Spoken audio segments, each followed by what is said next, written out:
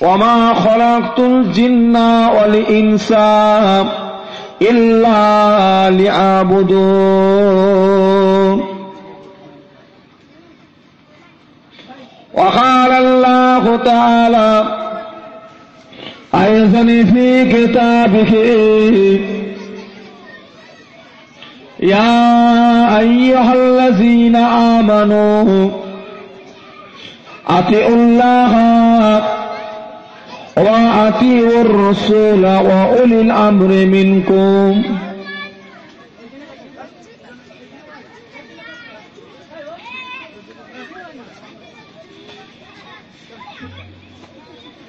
وقال الله تعالى في آية أخرى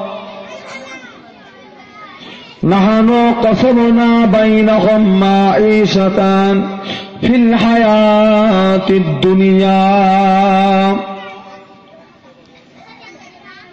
قال رسول الله صلى الله عليه وسلم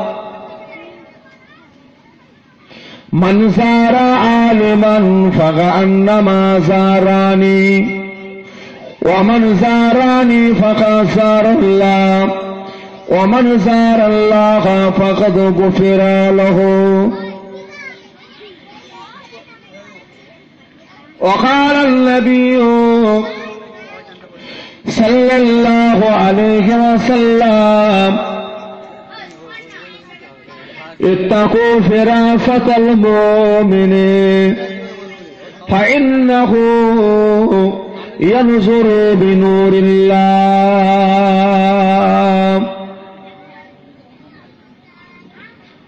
प्यारे हाज़रीन मजलिस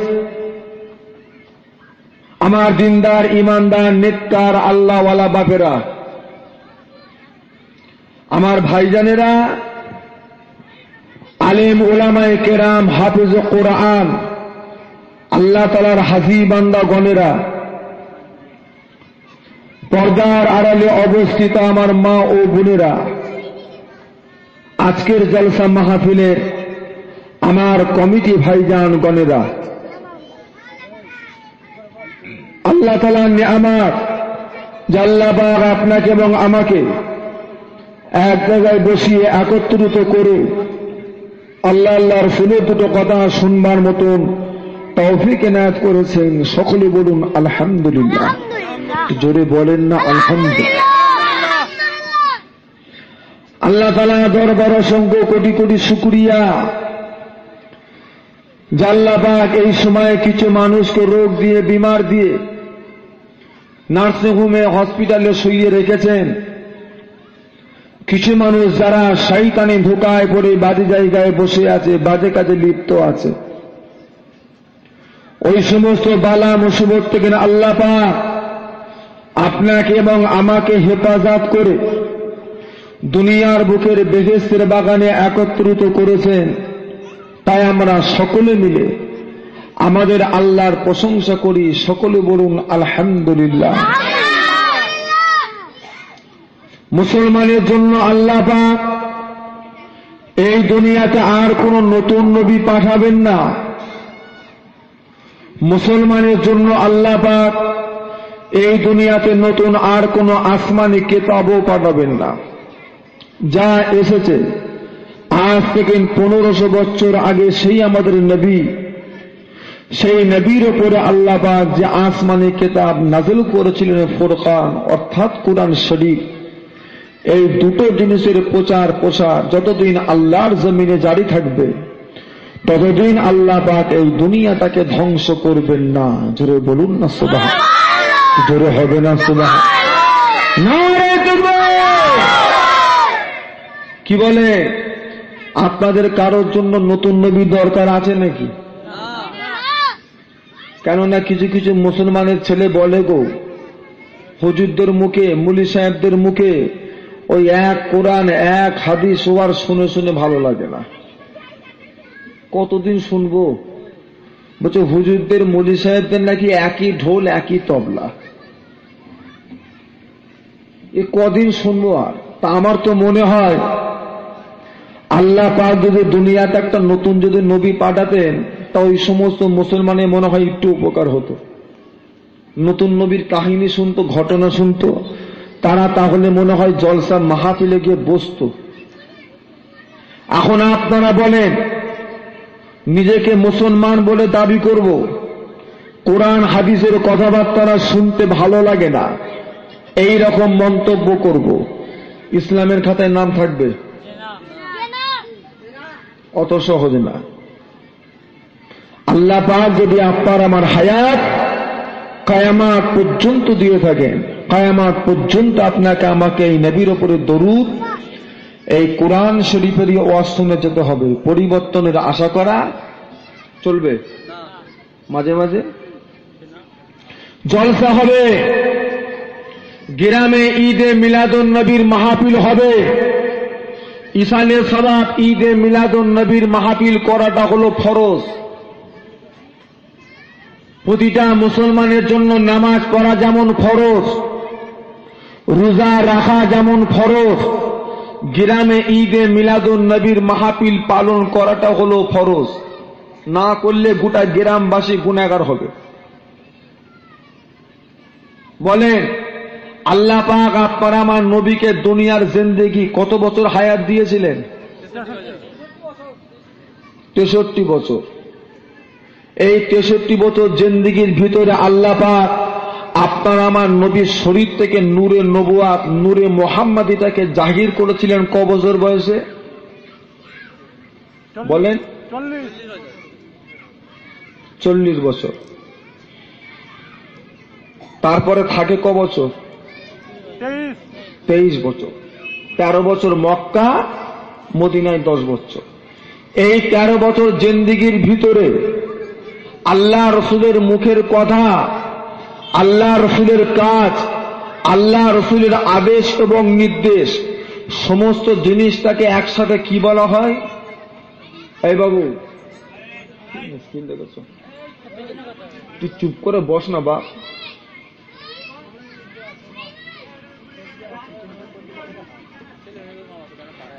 এই 23 বছর জিন্দেগির ভিতরে আল্লাহ রসুলের কথা, আল্লাহ রসুলের কাজ, আল্লাহ রসুলের আদেশ এবং নির্দেশ, সমস্ত জিনিসটাকে একসাথে কি বলা হয়? হাদিস শরীফ। তাই তো নাকি গো?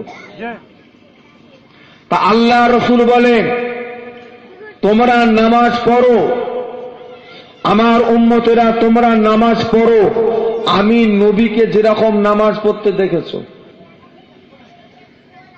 নামাজ আমি আপনি পড়ব নিজের ইচ্ছা মতো না নবীর মতো? নবীর মতো। তা এতগুলি মুসলমান এখানে বসে আছেন, আপনারা নবীকে কেউ নামাজ পড়তে দেখেছেন? আপনারা আমার জন্য ইচ্ছা মতো নামাজ পড়লে ফেরেশতা নেকি লিখবে না নবীর মতো পড়তে হবে? নবীর মতো নামাজ পড়াটা উম্মতের জন্য নফল না ফরজ? নবী কেমন করে নামাজ পড়তেন, নবী কেমন করে রুকু করতেন, নবী কেমন করে সেজদা করতেন, এই বিষয়ে আলোচনার দরকার আছে না নাই? নবীর মতো নামাজ পড়া যদি ফরজ হয়, নবী কেমন করে নামাজ পড়তেন এই আলোচনা করাটা আমাদের লেগে নফল না ফরজ? ওই আলোচনাটা হবে কোথায়? চায়ের দোকানে, তাই তো? নবী কেমন করে নামাজ পড়তে আলোচনা হবে কোথায়? পার্টি অফিসে। কত বলবেন তো? ক্লাব ঘরে হবে না? মাসানে বসে? এখন তো চায়ের দোকানে যা সহি হাদিস যা বলা শুরু হয়েছে, বরং হুজুররা এখন স্টেজে উঠে গিবত গিল্লা করছে, চায়ের দোকানে সব বন্ধ হয়ে গেছে, শুধু হাদিস আর হাদিস। বরং হুজুররা স্টেজে উঠে এর তার গিবত গিল্লা করে, চাওয়ালা, চা দোকানদার, চায়ের খদ্দের এসব কাজ ছেড়ে দিয়ে এখন শুধু সহি হাদিস চলছে। তার নবী কেমন করে নামাজ পড়তেন এই আলোচনাটা হবে কোথায় বলবেন তো? ঈদে মিলাদুন নবীর মাহফিলে। তাহলে আজকের মাহফিলটা করা কি নফল তো? ফরজ। মাহফিল হবে, ইসালে সওয়াব হবে, আল্লাহ রাসূল কেমন করে নামাজ পড়তেন এই আলোচনাটা হবে। তবে এতটুকুই শেষ নয়, আরো কিছু কাজ বাকি আছে। না শুধু শুনে ফেললেই হয়ে গেল, সেই মোতাবেক আমল করতে হবে। তো বড় আসামি আল্লাহ তৈরি করেছেন আপনাকে আমাকে। কি আশা? আল্লাহ কোরআন পাকের মধ্যে ইরশাদ করলেন, ওমা খলাকতুল জিন্না ওয়াল ইনসা ইল্লা লিয়াবুদুন, আমি আল্লাহ পাক মানুষ আর জিন এই দুটো জাতিকে তৈরি করেছি শুধুমাত্র আমার ইবাদতের জন্য। আপনারা খুশি হলেন না? তো সুবহানাল্লাহ কর, জোরে হবে না? নারে তাকবীর! শুধুমাত্র ইবাদত, খাবার জন্য নয়, ঘুমাবার জন্য নয়, বিয়ে শাদী করার জন্য নয়, পিশাব পায়খানা করার জন্য নয়, শুধুমাত্র ইবাদত করার জন্য। আজকে আপনাদের মূল উদ্দেশ্য হলো কোরআন হাদিসের কিছু কথা শুনবো, তাই তো? প্যান্ডেল করা নয়, স্টেজ করা নয়, লাইট দেওয়া নয়, মাইক দেওয়া নয়। মূল উদ্দেশ্য হলো কোরআন হাদিসের কিছু কথা শুনবো। আজকে আপনাদের গ্রামে জলসা হবে না, স্টেজ হবে, প্যান্ডেল হবে, লাইট জ্বলবে, মাইক দেওয়া হবে, গ্রামবাসী সবাইকে দাওয়াত করা হবে। আপনারা খুশি? খুশি তো? আপনারা খুশি না? সবই তো হয়েছে, তারপরও খুশি না। গ্রামবাসী আসবে, কমিটির ছেলেদের জামার কলার ধরবে, জলসা হবে না তো স্টেজ করলি কেন? বলবে তো। জলসা হবে না তো প্যান্ডেল করলি কেন? জলসা হবে না তো লাইট দিলি কেন? জলসা হবে না তো আমাদেরকে দাওয়াত করলি কেন? জবাব দে। হাজার রকমের প্রশ্ন উঠবে। আবার প্যান্ডেল হবে, স্টেজ হবে, লাইট জ্বলবে, জলসা হবে, প্যান্ডেলে কেউ প্রশ্ন করবে? প্যান্ডেল কেন করলি প্রশ্ন করবে? স্টেজ কেন করলি প্রশ্ন করবে? তার মানে মূল কাজটা আপনাদের ঠিক আছে, খাওয়া নিয়ে কোনো প্রশ্ন নেই, স্টেজ নিয়ে কোনো প্রশ্ন নেই, লাইট নিয়ে কোনো প্রশ্ন নেই। ঠিক ওই রকম কাল কিয়ামতের ময়দানে মাহশারে আল্লাহ পাক আপনাকে আমাকে তুলবেন। আল্লাহ জিজ্ঞাসা করবে, খেয়েছিস, নামাজ পড়িসনি কেন? আমি আল্লাহ খাবার জন্য তো মানুষ নয়, খাবার লেগে তো আমি আল্লাহ ষাঁড় তৈরি করেছি, তুই খেলি কেন? আপনার খাওয়াটা দোষ হয়ে গেছে। ছেলে পয়দা করার জন্য তো মানুষ নয়, ছেলে পয়দা করার লেগে আমি আল্লাহ কুকুর তৈরি করেছি, তুমি ছেলে পয়দা করলে কেন? ঘুমাবার জন্য তো মানুষ নয়, ঘুমাবার লেগে আমি আল্লাহ গাধা তৈরি করেছি, তুমি ঘুমিয়েছে কি করতে? দেখেছেন, আপনার ঘুমটা দোষ, আপনার খাওয়াটা দোষ, আপনার বিয়ে শাদী করাটা দোষ হয়ে গেছে। আবার আপনার নামাজ যদি ঠিক থাকে, রোজা যদি ঠিক থাকে, দান খায়রাত যদি ঠিক থাকে, জিকির ফিকির যদি ঠিক থাকে, আপনার ঘুমটা শুধু ঘুম নয়, আপনার খাওয়াটা শুধু খাওয়া নয়, আপনার বিয়ে শাদীটা শুধু বিয়ে শাদী নয়, এইগুলোকেও আল্লাহ পাক মূল কাজের ভিতরে ফেলে দিয়ে ইবাদতের ভিতরে আল্লাহ গণ্য করে নেবেন। ভিতরে হবে না? আল্লাহ রাসূল বলে, আমার উম্মত হায়াত পাবে কম, আমল করবে কম, নেকি পাবে বেশি। কেমন? আমার উম্মত ঈশার নামাজ আদায় করবে, ঈশার নামাজ আদায় করে ঘুমিয়ে পড়বে, তার জানে একটু আরামের জন্যে, আল্লাহর ইবাদতের জন্য নয়। তার ঘুমটা শুধু ঘুম নয়, তার অর্ধেক রাতের ঘুম আল্লাহ পাক তার নামায় আমালে নফল ইবাদত হিসেবে আল্লাহ লিখে দেবেন। আবার ফজর বেলা উঠে যদি আবার ফজরের নামাজটা আদায় করতে পারে, আরো অর্ধেক রাতের ঘুম আল্লাহ পাক তার নামায় আমালে নফল ইবাদত হিসেবে আল্লাহ লিখে দেবেন। ঈশার নামাজে পড়বুনি, ফজরের নামাজে পড়বুনি, শুধু ঘুমাবো। হ্যাঁ, ওই ঘুমের সঙ্গে আর গাধার ঘুমের কোনো পার্থক্য আছে না? সারা বছর খাবো, রমজানে রোজা রাখবো নি, তো ওই খাবার সঙ্গে আর সারের খাবার কোনো পার্থক্য আছে? কোনো পার্থক্য নেই। মূল কাজটা ঠিক রাখেন। বড় আসামি আল্লাহ তৈরি করেছেন, খামোখায় তৈরি আল্লাহ করেননি।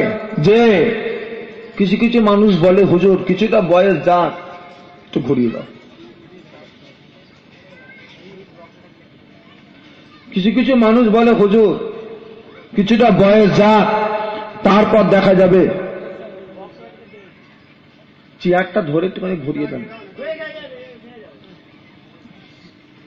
চেয়ারটা যে একটু ঘুরিয়ে দেন। হ্যাঁ, তাহলে হুজুর কিছুটা বয়স যাক তারপর দেখা যাবে। এই তো সবে শুরু, কিছুটা যাক তারপর দেখবো। আগে দাড়ি রাখি তারপর নামাজ পড়বো, আগে বিড়ি খাওয়াটা ছাড়ি তারপর দাড়ি রাখবো। হাজার রকম অজুহাত দেয়, লিখে রেখে দেয়। জীবনও হতে পারবেন না, জীবনও হতে পারবেন না। আজ থেকে আপনাকে শুরু করতে হবে। আজকে যদি আপনি এক ওয়াক্তের নামাজ পড়েন তাহলে আশা করা যাবে 2 মাস পর আপনি 2 ওয়াক্ত নামাজি হবে। তাই তো নাকি গো? যারা যারা 5 ওয়াক্ত নামাজি আছেন মাথায় কোরআন তুলতে জিজ্ঞাসা করেন তো, যে আপনারা কি একদিনেই 5 ওয়াক্ত নামাজি হয়ে গেছেন? হ্যাঁ, কোনো বাপের বাটা আছে হ্যাঁ বলবে? বলতে পারবে কেউ? অত সহজ না। ঠিক আপনাদের মতো ইনারাও একদিন শুধু জুম্মার দিনের খদ্দের ছিল, শুধু মাগরিবের খদ্দের ছিল। আস্তে আস্তে 5 ওয়াক্ত নামাজি হয়েছে। আপনাকেও ঠিক এই রকম ভাবে হতে হবে।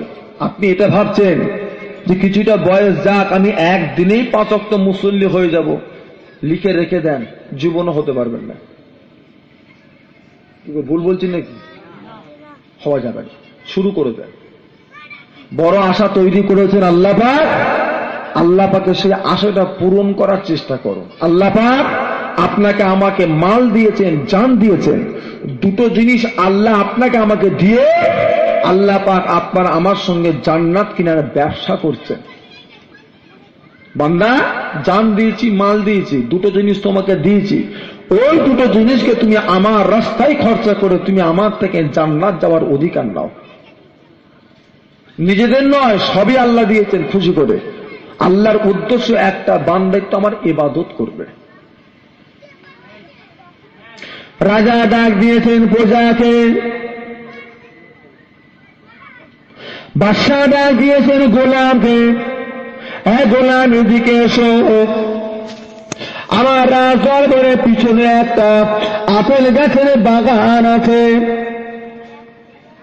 ওই আপেল গাছের বাগান থেকে পাকা পাকা আপেল গুলোকে পেরে নিয়ে আসো। তবে যাওয়ার আগে কয়েকটা শর্ত শুনে যাও। ওই বাগানে 2টো দরওয়াজা আছে, একটা হলো পূর্ব দিকে আর একটা হলো পশ্চিম দিকে। পূর্ব দিকে দরওয়াজা দিয়ে ঢুকবে, পশ্চিম দিকে দরওয়াজা দিয়ে বেরিয়ে যাবে। যেই দরওয়াজা দিয়ে ঢুকবে সেই দরওয়াজা দিয়ে বেরোতে পারবে না।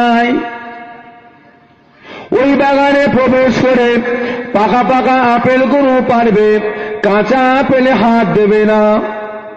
ওই বাগানে প্রবেশ করে যতটা সামনের দিকে চলে যাবে পিছন দিকে ফিরে আর আসতে পারবে না। এইবার বলো গোলাম, ওই বাগানে প্রবেশ করে পাকা পাকা আপেলগুলো কি আনতে পারবে? হ্যাঁ, কাজটা সহজ না কঠিন? কঠিন কাজ। ঝিঙে চাষ করেছে,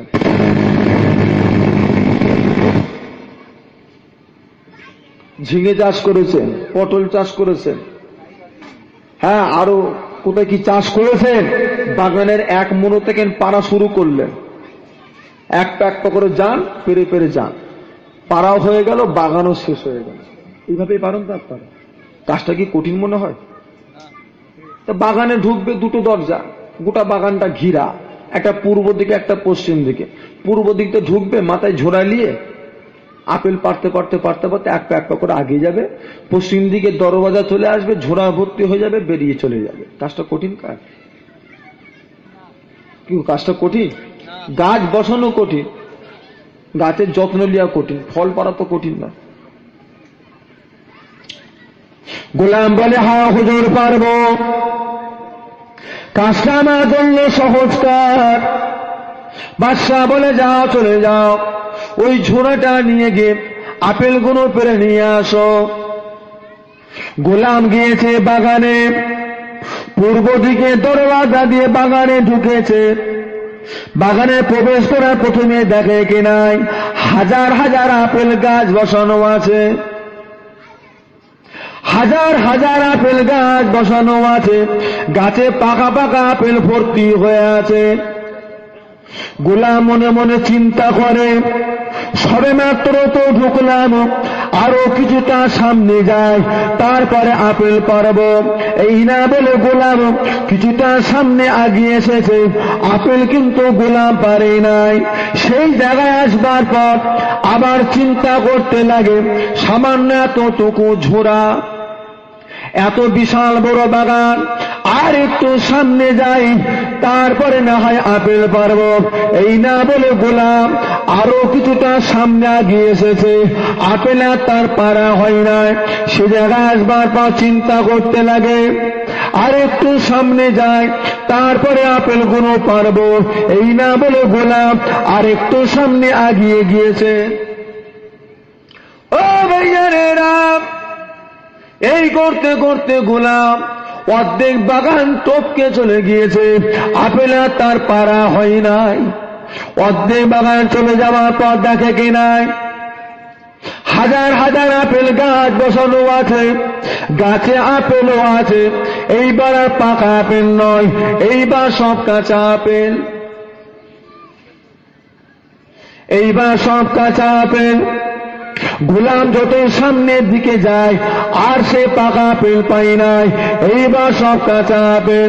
বাগানের শেষ মাথায় গিয়ে দেখে কিনাই একটা গাছে 2-5টা পাকা পাকা আপেল হয়ে আছে। ওই আপেলগুলো পেরে ঝোড়াতে রেখেছে, পশ্চিম দিকে দরওয়াজায় পৌঁছে গিয়েছে, আর পাকা আপেল পাই না। ঝোড়াটা রেখে দিয়ে মাথায় হাত দিয়ে বসে পড়েছে। ও রব্বুল আলামিন আল্লাহ পাক, ও রব্বুল আলামিন আল্লাহ পাক, ওই বাগানে প্রবেশ করে ওই পূর্ব দিকে দরওয়াজার কাছ থেকে যদি পাকা পাকা আপেলগুলো পেরে ঝুড়া ভর্তি করে নিতাম, আজ আমার কোনো চিন্তা হতো না, আজ আমার কোনো ভাবনা হতো না। বাগান শেষ করে ফেলেছি আল্লাহ, আল্লাহ আমি এখন কি করব? আবার বাগানে প্রবেশ করব। বাদশা নিষেধ করেছিল যতটা সামনের দিকে চলে যাবে, পিছন দিকে ফিরে আর আসতে পারবে না। ওই সামান্য 2-5টা আপেল নিয়ে ঝুড়া মাথায় করে নিয়ে বাদশা দরবারে হাজির হয়েছে। বাদশা ফলের ঝুড়ার দিকে তাকিয়ে বলে, গোলাম আমার আপেল গাছের বাগানে কি পাকা পাকা আপেল কি নাই? গোলাম বলে, হ্যাঁ হুজুর আছে, তবে আপেল এত কেন কম নিয়ে এসেছ? গোলাম বলে, হুজুর দিয়া তুমি মাফ করো, বাগানে প্রবেশ করেছি, মনটা চেয়েছিল কিছুটা সামনে যায়, তারপর না হয় পারবো। এই করতে করতে হুজুর বাগান শেষ করে ফেলেছি, আপেল আমার আর পারা হয় না। বাদশাহ বলে, গোলাম তোমার এই কাজের উপরে আমি বাদশাহ কিন্তু খুশি হলাম নাই। ও ভাইয়ানেরা, ওই আপেল গাছের বাগান ওটা হলো আমার আপনার হায়াত, গাছের পাকা পাকা আপেল গুলো হলো আমার আপনার জিন্দেগির নেক আমাল।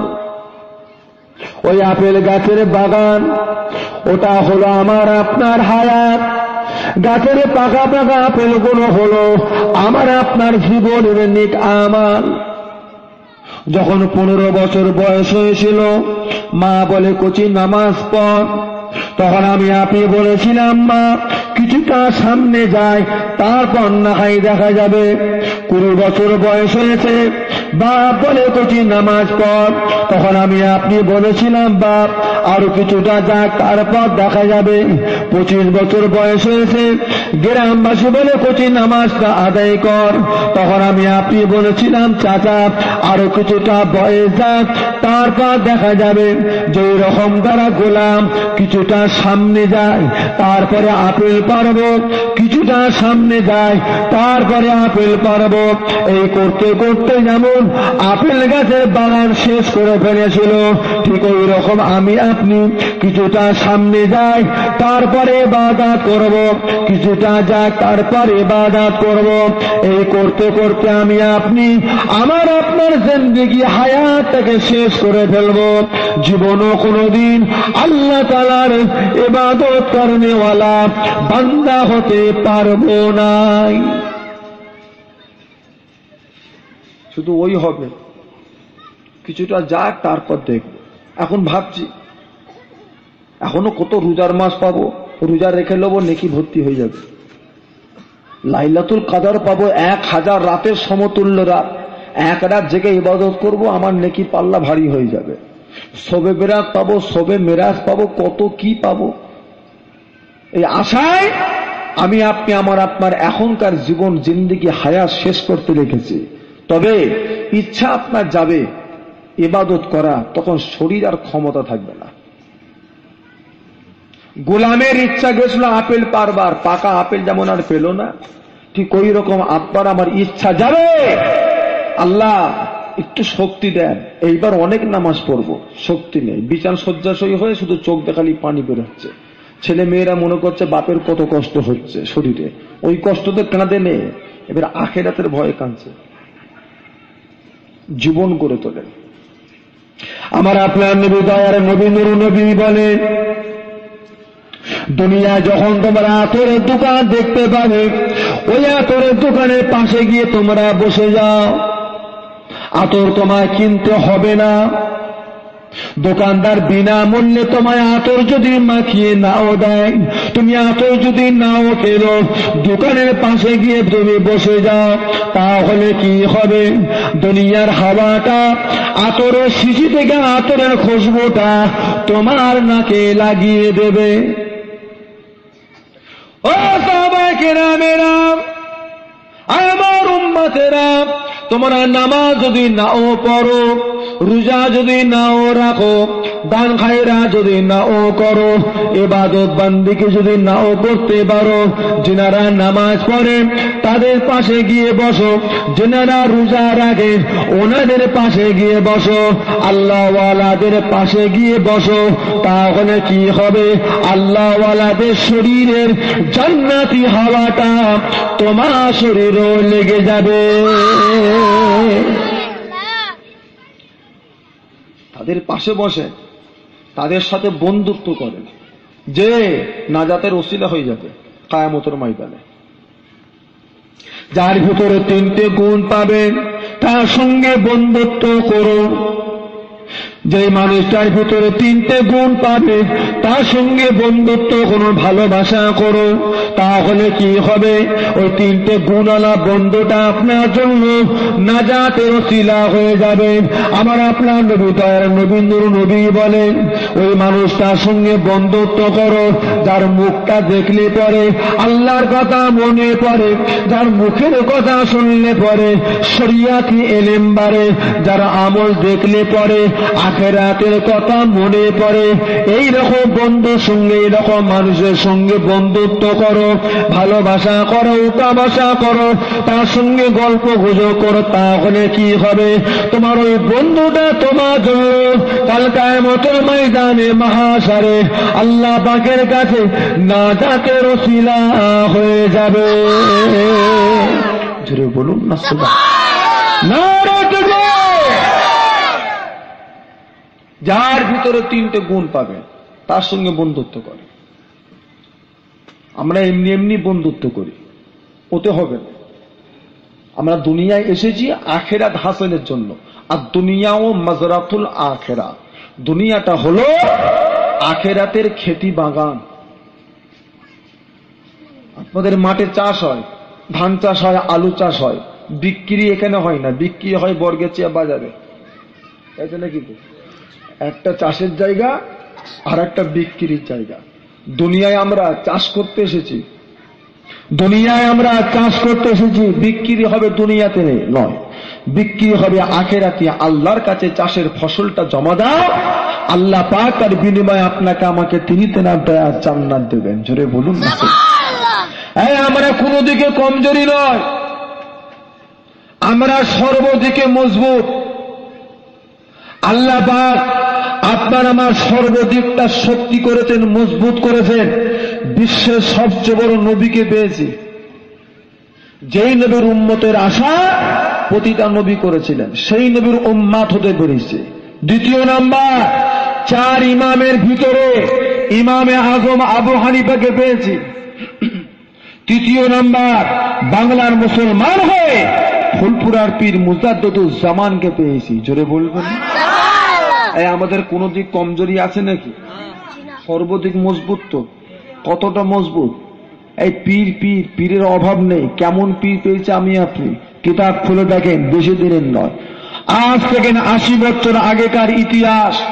ফুলপুরার পীর দাদা হুজুর কেবলা রহমাতুল্লাহ আলাইহি যখন 900 হাজিকে সাথে করে নিয়ে হজ পাকে রওনা হলেন, আমাদের কলকাতা থেকে ট্রেনে করে মুম্বাই থেকে পানির জাহাজে করে জেদ্দা, মক্কা শরীফে গেলেন। হজের সমস্ত আরকানগুলো পালন করে মদিনা সীমান্তে যখন ঢুকছেন, মদিনা সীমান্তে ঢুকবার আগে আমার আপনার নবী দয়ার নবী মদিনার বাদশাকে স্বপ্ন দেখিয়েছিলেন।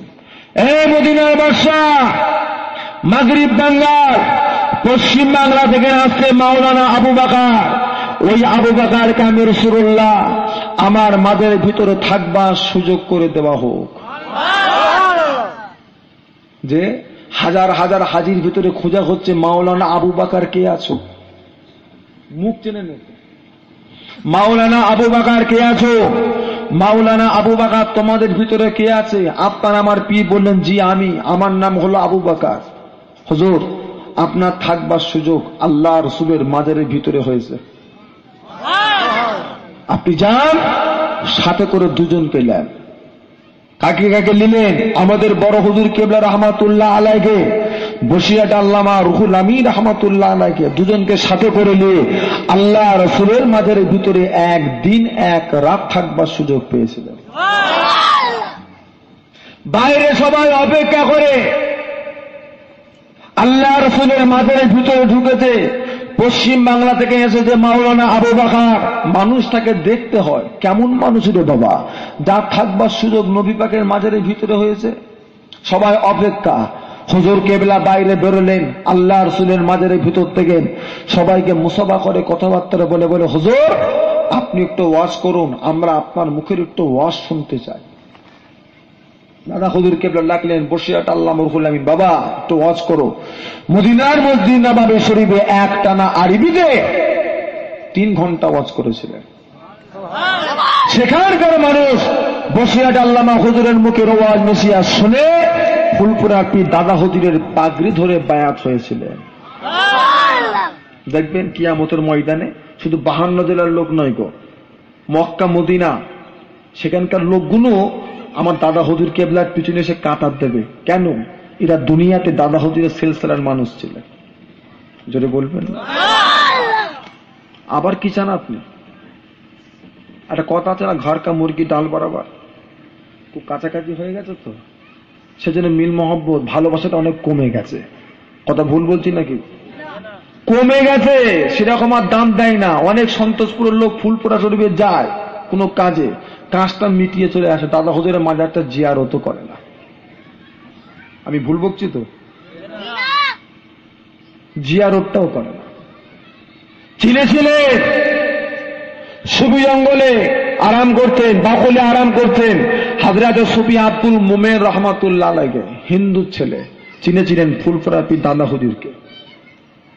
বড় অফিসার, পড়াশোনা করেছে, করে এসেছেন হুগলি জেলা ফুলপুরা শরীফে দাদা হুজুর কেবলার কাছে। হুজুর বায়াত হতে চায়, আমি মুসলমান হয়েছে, হুজুর বায়াত হতে চায়। দাদা হুজুর কেবলা, বাবা জাহিরি ওয়াজ করবো, বাতিনি ওয়াজ করবো, আমল করতে পারবে তো? বলছে, হুজুর আমল করার জন্যই তো পীর ধরছি, এমনি পীর ধরিনি, আমল করার জন্য। হুজুর কেবলা বায়াত করলেন। হুজুর কেবলা দরবারে আসেন। দাদা হুজুর কেবলা, বাবা দেশে যাবে না, বিয়ে শাদী করবে না? বলছেন, না হুজুর বিয়ে শাদী আর করবো না, আপনি কিছু আমল দেন, আমি আমল করতে চাই। কি গো, কেউ খারাপ ভাবছেন নাকি? বিয়ে করা নবীর সুন্নাত, বিয়ে করছে না, যে বিয়ে করে না সে আবার পীর হলো কি করে? সে আবার আল্লাহর ওলি হবে কি করে? এরকম মনে করছেন নাকি? আল্লাহর ওলি হযরতে বাশার হাফিজ রহমাতুল্লাহ আলাইহি, যেই মানুষটা 25টা বছর ধরে সারা বেড়া আড্ডাখানায় দিন রাত কাটিয়েছিলেন। ও ভাইয়ানেরা, যা জোয়ানি অবস্থাটা আমার আপনার মতো নয়, আরো জঘন্য গিয়েছিল। 1 তারিখে হুজুর মদের আড্ডা থেকে মদ পান করে শরাব পান করে বাড়িতে ফিরছে। পথের মধ্যে একটা জায়গায় আরবি অক্ষরে আল্লাহর নামটা দেখতে পেলেন, আর থাকতে পারলেন না। মদ খাওয়া অবস্থায় কাগজটা হাতে করে নিয়ে ধুলো বালিগুলো ঝেড়ে সুন্দর করে চুমা দিয়ে বুসা দিয়ে বাড়িতে নিয়ে চলে এলেন। বাড়িতে নিয়ে এসে উঁচু জায়গায় রেখে দিলেন। ঘরে প্রবেশ করে এ মাথা সে মাথা ঘুরে 5টা টাকা পেয়েছিলেন। 5টা টাকা হাতে করে নিয়ে 4টে টাকা নিয়ে 1টা টাকা বাড়িতে রেখে দিয়ে সোজা বাজারে চলে গেলেন। বাজারে গিয়ে 4টে টাকা দিয়ে আতর কিনলেন, গোলাপ পানি কিনলেন, আগরবাতি কিনে বাড়িতে নিয়ে এসে আল্লাহর নামটাকে পারলেন। সুন্দর করে আতর মাখিয়ে গোলাপ পানি মাখিয়ে দিয়ে চুমা দিয়ে বুসা দিয়ে আবার উঁচু জায়গাতে গিয়ে রেখে দিলেন। সেই রাত্রে বাড়িতে ঘুমিয়ে আছেন। ঘুমান্ত অবস্থায় স্বপ্নের ভিতর দেখতে লাগলেন স্বয়ং আল্লাহ পাক নিজে স্বপ্ন দেখাচ্ছেন, এই বাশার হাবিব, তুমি আমার নামে সম্মান করেছো, আমার নামে তাজিম করেছো, আমার নামকে ভালোবেসে উঁচু জায়গায় রেখে দিয়েছো। এই বাশার চলে যাও, আমি আল্লাহ পাক তোমার এই কাজটা বড় পছন্দ করে নিয়েছি। তুমি আমার নামকে সম্মান করেছো, আমি আল্লাহ পাক আজ থেকে তোমার নামটাকে নিয়ে আমার ওলি বান্দার খাতায় লিখে দিলাম। ঘুম থেকে উঠেছে, উঠে খালি পায়ে খালি মাথায় ছুটেছে মদের আড্ডায়। যে বলছে, যা ডাকবার দেখেলে এই বাশারকে তোরা মদের আড্ডায় মরণ পর্যন্ত আর একটা বার দেখতে পাবেনি। ওই কথা বলে সুটা জঙ্গলে ছুটেছে। একটা ভাবে এক কন্টিনিউ ভাবে 22টা বছর আল্লাহর ইবাদত বান্দেগি করে দেশে ফিরে ইমামে আজম আবু হানিফা রহমাতুল্লাহ আলাইহির দরবারে আদবের সঙ্গে গিয়ে বসে আছে। ইমামে আজম আবু হানিফা ডাকলেন, বাশার, কি গো, তুমি পায়ে জুতো পরুনি, মাথায় টুপি দিওনি, কি ব্যাপার? তোমার মাথাও খালি পাও খালি? আল্লাহর ওলি হযরতে বাশার হাফিজ রহমাতুল্লাহ আলাইহি সময় জানিয়েছিলেন, ও হযরত ইমামে আজম আবু হানিফা রহমাতুল্লাহ আলাইহি, আমি বাশার হাফিজ মস্ত বড় মদখোর ছিলাম। 24টা ঘন্টা মদের ঘরে থাকতাম। যখন আল্লাহ পাক আমি বাশারকে হিদায়াতটা নসিব করেছিলেন, যখন আমি বাশারকে আল্লাহ স্বয়ং নিজের স্বপ্ন দেখিয়েছিলেন, যখন আমার নামখানা আল্লাহ পাক ওলি বান্দার খাতায় লিখিয়ে দিয়েছিলেন, আমি বাশার তখন ঘুমান্ত অবস্থায় ছিলাম। তখন আমার মাথায় টুপিও ছিল না, পায়ে জুতো ছিল না। আমার ওই অবস্থাটা আল্লাহ বড় পছন্দ করেছিলেন বলে ওই অবস্থায় স্বপ্ন দেখিয়েছিলেন। তাই আমি বাশার নিয়ত করে নিয়েছি, মরণ পর্যন্ত আমি বাশার মাথায় টুপিও দেবো না, পায়ে জুতো আর পরব না। ও ভাইয়ানেরা, কিতাব খুলে দেখেন আল্লাহর ওলি হযরতে বাশার হাফিজ রহমাতুল্লাহ আলাইহি হুজুর আমার যে রাস্তা দিয়ে হেঁটে হেঁটে যেতেন, সেই সমস্ত রাস্তায় অবলা জানোয়ারেরা পেশাব পায়খানা করতো না। পেশাব পায়খানা করে দিলে হুজুরের যদি পায়ে লেগে যায়, হুজুরের শরীরটা নাপাক হয়ে যাবে। সেই জন্য অবলা জানোয়ারেরা পেশাব পায়খানা কেউ করতো না। সবসময় রাস্তা পরিষ্কার থাকতো। বাশার হাফিজ যে রাস্তা হেঁটে হেঁটে যেত, 1 তারিখে একটা আল্লাহর ওলি ফজরের নামাজ পড়বেন বলে উযু করতে বেরিয়েছেন। রাস্তার পাশে বসে বসে উযু করতেন। এমন সময় নজর পড়ে গেল রাস্তার উপরে একটা অবলা জানোয়ার পিশাব পায়খানা করে রেখেছেন, ওইটা দেখবার পর পড়ে নিলেন ইন্না লিল্লাহি ওয়া ইন্না ইলাইহি রাজিউন। সাকরেতরা জিজ্ঞাসা করে, হুজুর এত ভোরবেলায় আপনি ইন্না লিল্লাহ কেন পড়লেন? কিসের জন্য? কি এমন বিপদ হলো? আল্লাহর ওলি জানিয়েছিলেন, আয় আমার মুরিদেরা, আজ 6টা বছর আমার ঘরের সামনে রাস্তা দিয়ে আল্লাহর ওলি হযরতে বাশার হাফি রাহমাতুল্লাহ আলাইহি হেঁটে চলে বেরিয়েছে। এই রাস্তা দিয়ে হেঁটে চলে যায়, আমি 6টা বছর আমার চোখে এই রাস্তার উপরে অবলা জানোয়ারকে পিশাব পায়খানা করতে দেখি নাই। আজকে যখন পিশাব পায়খানা আমার চোখে পড়ে গিয়েছে, আমি বুঝে ফেলেছি বাশার হাফি আর দুনিয়াতে নাই, আল্লাহ তাকে সারা দুনিয়া হইতে বিদায় নিয়েছেন।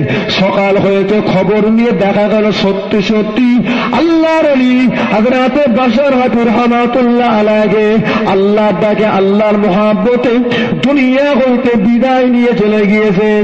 ইন্না লিল্লাহি ওয়া ইন্না ইলাইহি রাজিউন। সেই জন্য বলা হয় বাশার হাফি, আসল ওনার নাম হলো বাশার হাফি। হাফি শব্দটা হলো ফার্সি, যার অর্থ হলো মাথাও ফাঁকা পাও ফাঁকা। কি গো, তো খারাপ ভাববে যে মাথায় জীবনে টুপি পড়লু নি আল্লাহর ওলি হয়ে গেল, জীবনে পায়ে জুতোই পড়লু নি আল্লাহর ওলি হয়ে গেল? যে আল্লাহর ওলিদের খেলা বোঝা বড় মুশকিল। সফি আব্দুল মোমেনকে বলছে, বাবা বাড়ি যাবে না, বিয়ে শাদী করবে না তুমি? বলছে, না হুজুর বিয়ে শাদী আর করছেন, বাড়িও যাব না, আপনি আমায় আমল দেন, আমি আপনার দরবারে বসে বসে আমি কিছু আমল করি। দাদা হুজুর দেখলে বাইরে বসে থাকবে, থেকে কি করবে? যা আব্দুল মোমেন তাম পৃথিবী ঘুরে ঘুরে যত অলি আল্লাহ পীর গৌস কুতুব আবদাল যেখানে যা মাজার পাবে সমস্ত মাজার গোনা তুমি জিয়ারত করে এসো, এটাই হলো তোমার আমল। জোরে বলবেন। পীর আমল দিয়েছিলেন মুরিদকে। সন্তোষপুরের বুকে আজকে মহাব্বতের মানুষ কম নেই, অনেক আছে। যাকে আপনি পীর বলে মানে, যাকে আপনি আল্লাহর ওলি বলে মানে, সে যদি আজকে আপনাকে বলে বাবা কি আর তোকে আমল দেবো, তবে যা তামাম ভারতবর্ষ নয় তামাম পশ্চিমবাংলা পায়ে হেঁটে হেঁটে একটু ওলি আল্লাহর কবর গুনা জিয়ারত করে আয়। কি মনে হয় ওই রকম পীরকে তালাক দিয়ে দেবে? দরকার নেই বাবা। হ্যাঁ, পীর এসি ঘরে ঘুমাবে, আমি হেঁটে হেঁটে ঘুরি পাগলের মতো। ভালোই মজা পেয়েছে তাই না? বলবে না কত কি বলি, ওই রকম পীরের মুখ দেখায় হারাম করে দেবে। দাদা হুজুর বললে বাবা চলে যা, ওলি আল্লাহর কবর জিয়ারত করায়, তোমার আমল এটা। আল্লাহর ওলি হযরত সুফি আব্দুল মোমেন রাহমাতুল্লাহ আলাইহি বাংলাদেশে চলে গেলেন। বাংলাদেশের সিলেট হযরতে শাহজালাল ইয়ামানি রাহমাতুল্লাহ আলাইহির মাজারটা জিয়ারত করলেন। হযরতে শাহপারান রাহমাতুল্লাহ আলাইহির মাজারটা জিয়ারত করে রাজশাহীর বুকে চলে গেলেন। হযরতে মখদুম সাহেব রাহমাতুল্লাহ আলাইহির মাজারটা জিয়ারত করলেন। বাগেরহাটের জমিনে এলেন। হযরতে খানজান আলী রাহমাতুল্লাহ আলাইহির মাজারটা জিয়ারত করলেন। চট্টগ্রামে এলেন। হযরতে 12 আউলিয়া রাহমাতুল্লাহ আলাইহির মাজারটা জিয়ারত করলেন। হযরতে বাইজিদ বুস্তামি রাহমাতুল্লাহ আলাইহির মাজারটা জিয়ারত করে পশ্চিম বাংলার বুকে চলে এলেন। হুগলি জেলার পান্ডুয়াতে গেলেন। হযরতে শাহ সফি সুলতান রাহমাতুল্লাহ আলাইহির মাজারটা জিয়ারত করলেন। কলকাতা জমিনে চলে এলেন। রাসূলের নওয়াব হযরতে সফি ফাতি আলী ওয়াইসি রাহমাতুল্লাহ আলাইহির মাজারটা জিয়ারত করলেন। হিজলিতে চলে গেলেন। হযরতে মাসনাদে আলা রাহমাতুল্লাহ আলাইহির মাজারটা জিয়ারত করে বিহারের জমিনে চলে গেলেন। ফলোয়ারাত আল্লাহর ওলির মাজারটা জিয়ারত করলেন। দিল্লি জমিনে গেলেন। হযরত নিজামউদ্দিন আউলিয়া রাহমাতুল্লাহ আলাইহির মাজারটা জিয়ারত করলেন। হযরত কুতুবউদ্দিন বখতার কাজী রাহমাতুল্লাহ আলাইহির মাজারটা জিয়ারত করলেন। হযরত খাজা বাকিউল্লাহ রাহমাতুল্লাহ আলাইহির মাজার জিয়ারত করে পানিপথের জমিনে চলে গেলেন। হযরত শরফুদ্দিন শাহ বোয়ালি কালান্দার রাহমাতুল্লাহ আলাইহির মাজারটা জিয়ারত করে আজমি শরীফের বুকে চলে গেলেন। খাজা বাবার মাজারটা জিয়ারত করলেন। পাঞ্জাবে এলেন। হযরত মুজাদ্দিদ আল কোসানি আল্লামা শরীফুদ্দি রহমাতুল্লাহ আলাইহির মাজারটা জিয়ারত করে পাকিস্তানের জমিনে চলে গেলেন, ওলি আল্লাহর কবরগুলো জিয়ারত করলেন, কাবুলে গেলেন, কান্দাহারে গেলেন, বাতাসানে গেলেন, ইরাকের জমিনে চলে গেলেন, বাগদাদে গিয়ে আল্লাহর ওলি হযরত হাসান বসরি রহমাতুল্লাহ আলাইহির মাজারটা জিয়ারত করলেন, হযরত ইমামে আযম আবু হানিফার মাজারটা জিয়ারত করে পীরানে বিদেশ থেকে গৌসুল আযম হযরত বড় পীর রহমাতুল্লাহ আলাইহির মাজারটা জিয়ারত করেছিলেন। জোরে বলুন না সুবহানাল্লাহ। নারে তাকবীর। কিসে করে গেছিলেন গো? পেলেন নাই করে, পায়ে হেঁটে। পীর বলেছে, বুঝতে পারছেন কি গো? কিছু কিছু মানুষ আছে গো বাংলার বুকে, এই বাংলা কিছু কিছু আছে গো ভেড়া মার্কা, যারা বলে পীর ওলি আল্লাহদের কবর জিয়ারত করার জন্য এক জায়গা থেকে অন্য জায়গায় যাওয়া নাকি শিরক। কি এসব কথা আপনাদের কানে পড়ে নাকি? হ্যাঁ, বলে ফুলপুরা কি করতে যাও, উলবেরিয়াতে কি করতে যাও, বাকুলে কি করতে যাও, মেদিনীপুরে মোস্তফা জিয়ারত করতে কি করতে যাও? এই ওলি আল্লাহর কবর জিয়ারতের জন্য এক জায়গা থেকে অন্য জায়গায় যাওয়া নাকি শিরক। তার মানে এটা দাদা হুজুরকে গাল দিল, দাদা হুজুরকে বলা সুফি আব্দুল মোমেন সাহেবকে শিরকি কাজে পেটিয়েছিল, তাই তো? কি বলছেন আপনারা? খারাপ কাজে পেটিয়েছিল। আল্লাহ বা কুরআন পাকের মধ্যে ইরশাদ করলেন, নবীন সিদ্দিকিন শাহাদা সালেহিন ওয়া হাসানা উলাইকা রাফিকা। আল্লাহ কোরআন পাকের মধ্যে ইরশাদ করলেন, নবীন আমি আল্লাহ আমার নবীরা, সিদ্দিকিন সত্যবাদী বান্দারা, শাহাদা যারা আল্লাহর রাস্তায় নিজেদের জীবনগুলো কুরবান করেছেন, ওই সমস্ত শহীদান বান্দারা, সালেহিন যারা ইবাদত করে করে আল্লাহকে রাজি খুশি করে ফেলেছেন, ওই সমস্ত সালেহিন বান্দারা। এই চার শ্রেণীর বান্দাকে আল্লাহ পাক এক জায়গায় জড়ো করে জানিয়েছিলেন, ও হাসুনা উলাইকা রাফিকা, এরা অন্য কেউ নয়, এরা হলো আমি আল্লাহ পাক আমার ভালো বন্ধু।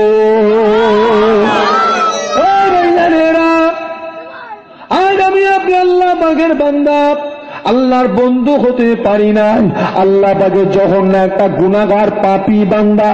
আজ আমি আপনি যদি ফুলপুরায় যায়, দাদা হুজুর কেবলা আল্লাহর বন্ধু, তেনার কবরের কাছে গিয়ে দাঁড়ায়, মেদিনীপুরে যায়, সেখানে আল্লাহর বন্ধু শুয়ে আছে, তেনার কবরের কাছে গিয়ে যদি দাঁড়ায়, আমার আল্লাহ পাকের বন্ধুর দরবারে যদি আমি আপনি যাই, আমার আল্লাহ পাক আমার আপনার উপরে কি রাজি খুশি হবেন না? তাহলে যাবার শিরক বলছে। হাজী সাহেব হজ করে ঘরে ফিরেছে, এসব কোন কথাগুলো শুনলে কি বলবেন?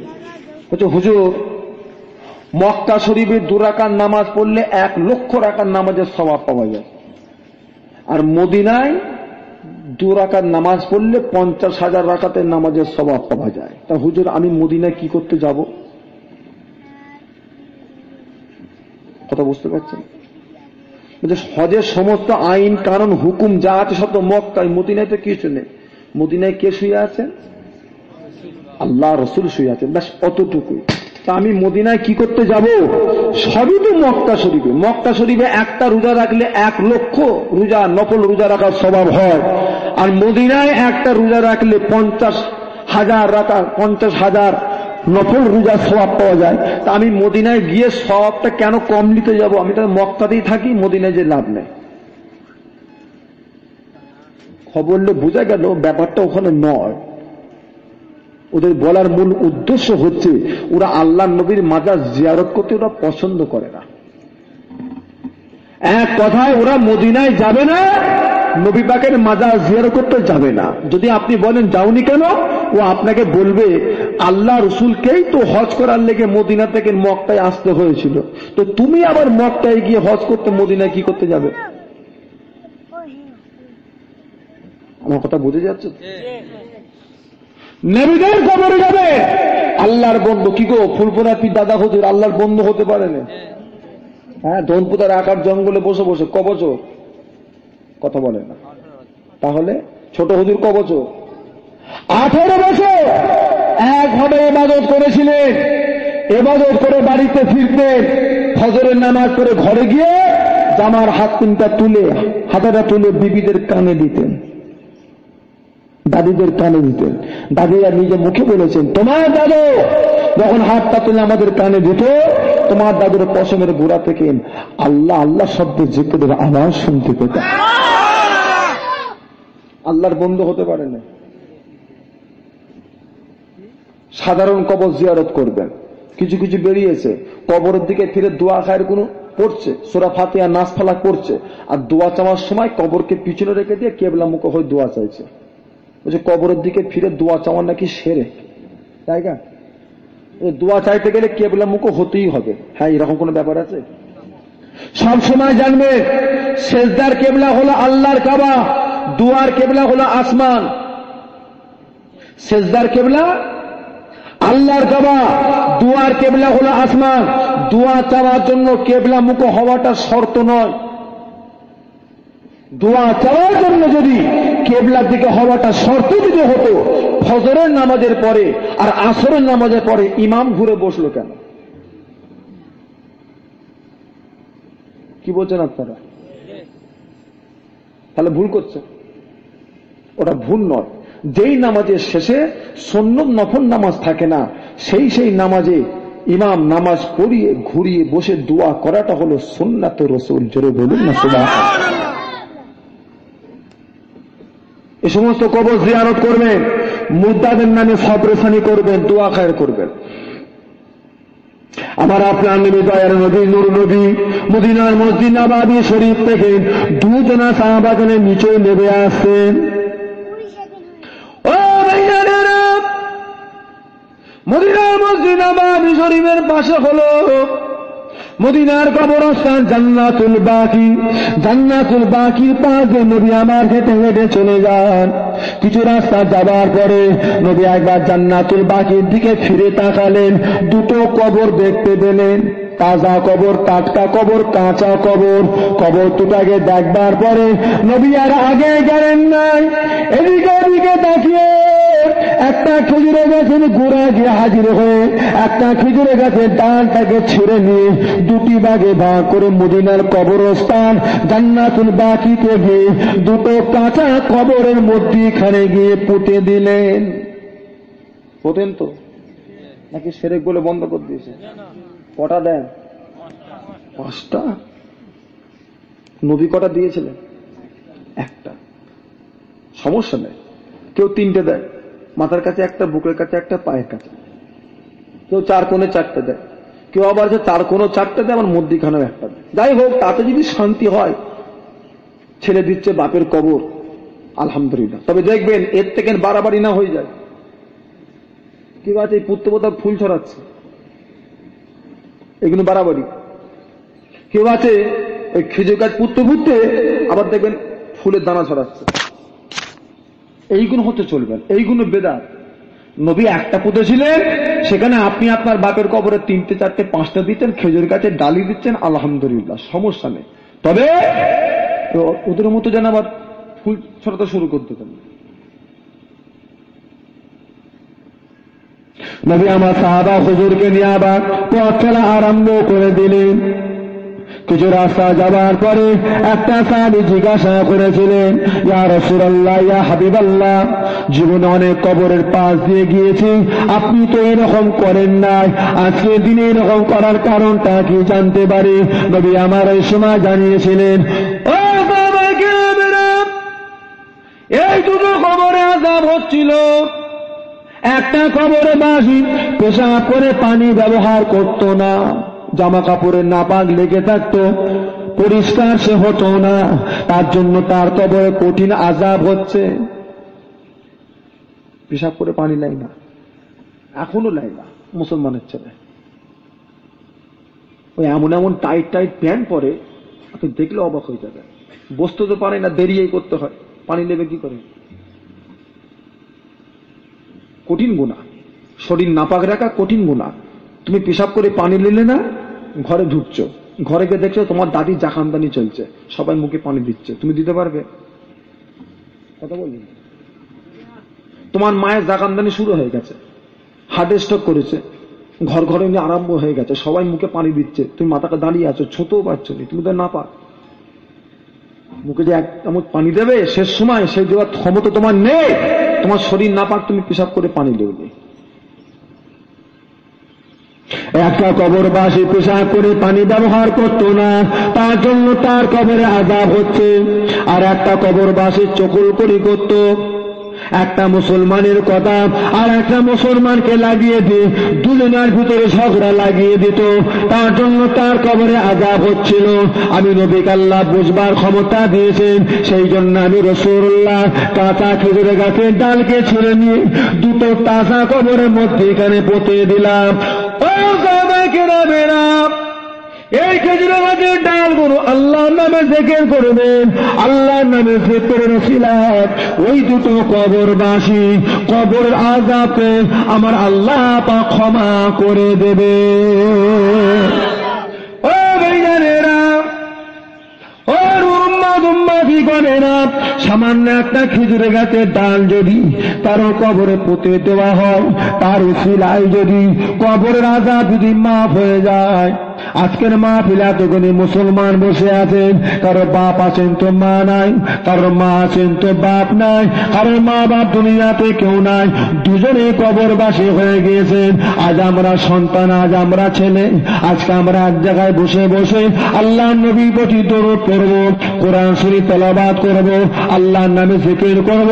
আজ আমরা সন্তান বাড়িতে বসে বসে এখনো খতম কোরআন শরীফ পড়ব, সবরে সালে মাহফিল করব, ইসালে সাওয়াবের মাহফিল করব, হাফেজ সাহেব মৌলভী সাহেবদের দাওয়াত করে বাড়িতে নিয়ে এসে 2 খতম 4 খতম পড়িয়ে আমাদের মুরব্বীদের রুখে রুখে সওয়াব গুনাহকে বন্টন করে দেব। ও ভাইজানেরা, সামান্য একটা খেজুরের গাছের ডালের ওসিলা যদি কবরের আযাব যদি মাফ হয়ে যায়, আল্লাহর 30 পারা কোরআন পাকের ওসিলায় আল্লাহ পাক কবরের আযাব কি মাফ করবেন না? তাহলে বলছে সবরসানি করা বেদাত। মরা গরু ঘাস খা, মরা গরু ঘাস খা, আর পাটাস নিয়ে পেটিয়ে লাভ নেই, যা হবার হয়ে গেছে। কি গো, তার মানে এই নবীর থেকে বেশি বোঝে? কথা বলে না, নবীর থেকে বেশি বোঝে। নবী খেজুর গাছের ডাল পুতলে এর ওসিলায় কবর আযাব মাফ হবে, আর মৌলভী সাহেব কি বলছে? মরা গরু ঘাস খায়। সাবধান আমার বাবেরা, সবরসানি করবেন, কবরস্থান জিয়ারত করবেন, তাদের নামে দোয়া খায়ের করবেন যে কবর সওয়াব যায়। শুধু সওয়াব যায় এতটুকু শেষ নয়, যদি কারো কবরে আযাব হয়ে থাকে, আপনার সওয়াবে ওসিলে আল্লাহ পাক কবরে আযাবকে মাফ করে দেন। এইরকম সওয়াব যেতে যেতে একদিন না একদিন আপনার মা বাপের কবর গুনাহ আল্লাহ পাক বেহেশতে গোলাপ ফুলের বাগান বানিয়ে দেবে। যদি বলুন না সুবহানাল্লাহ।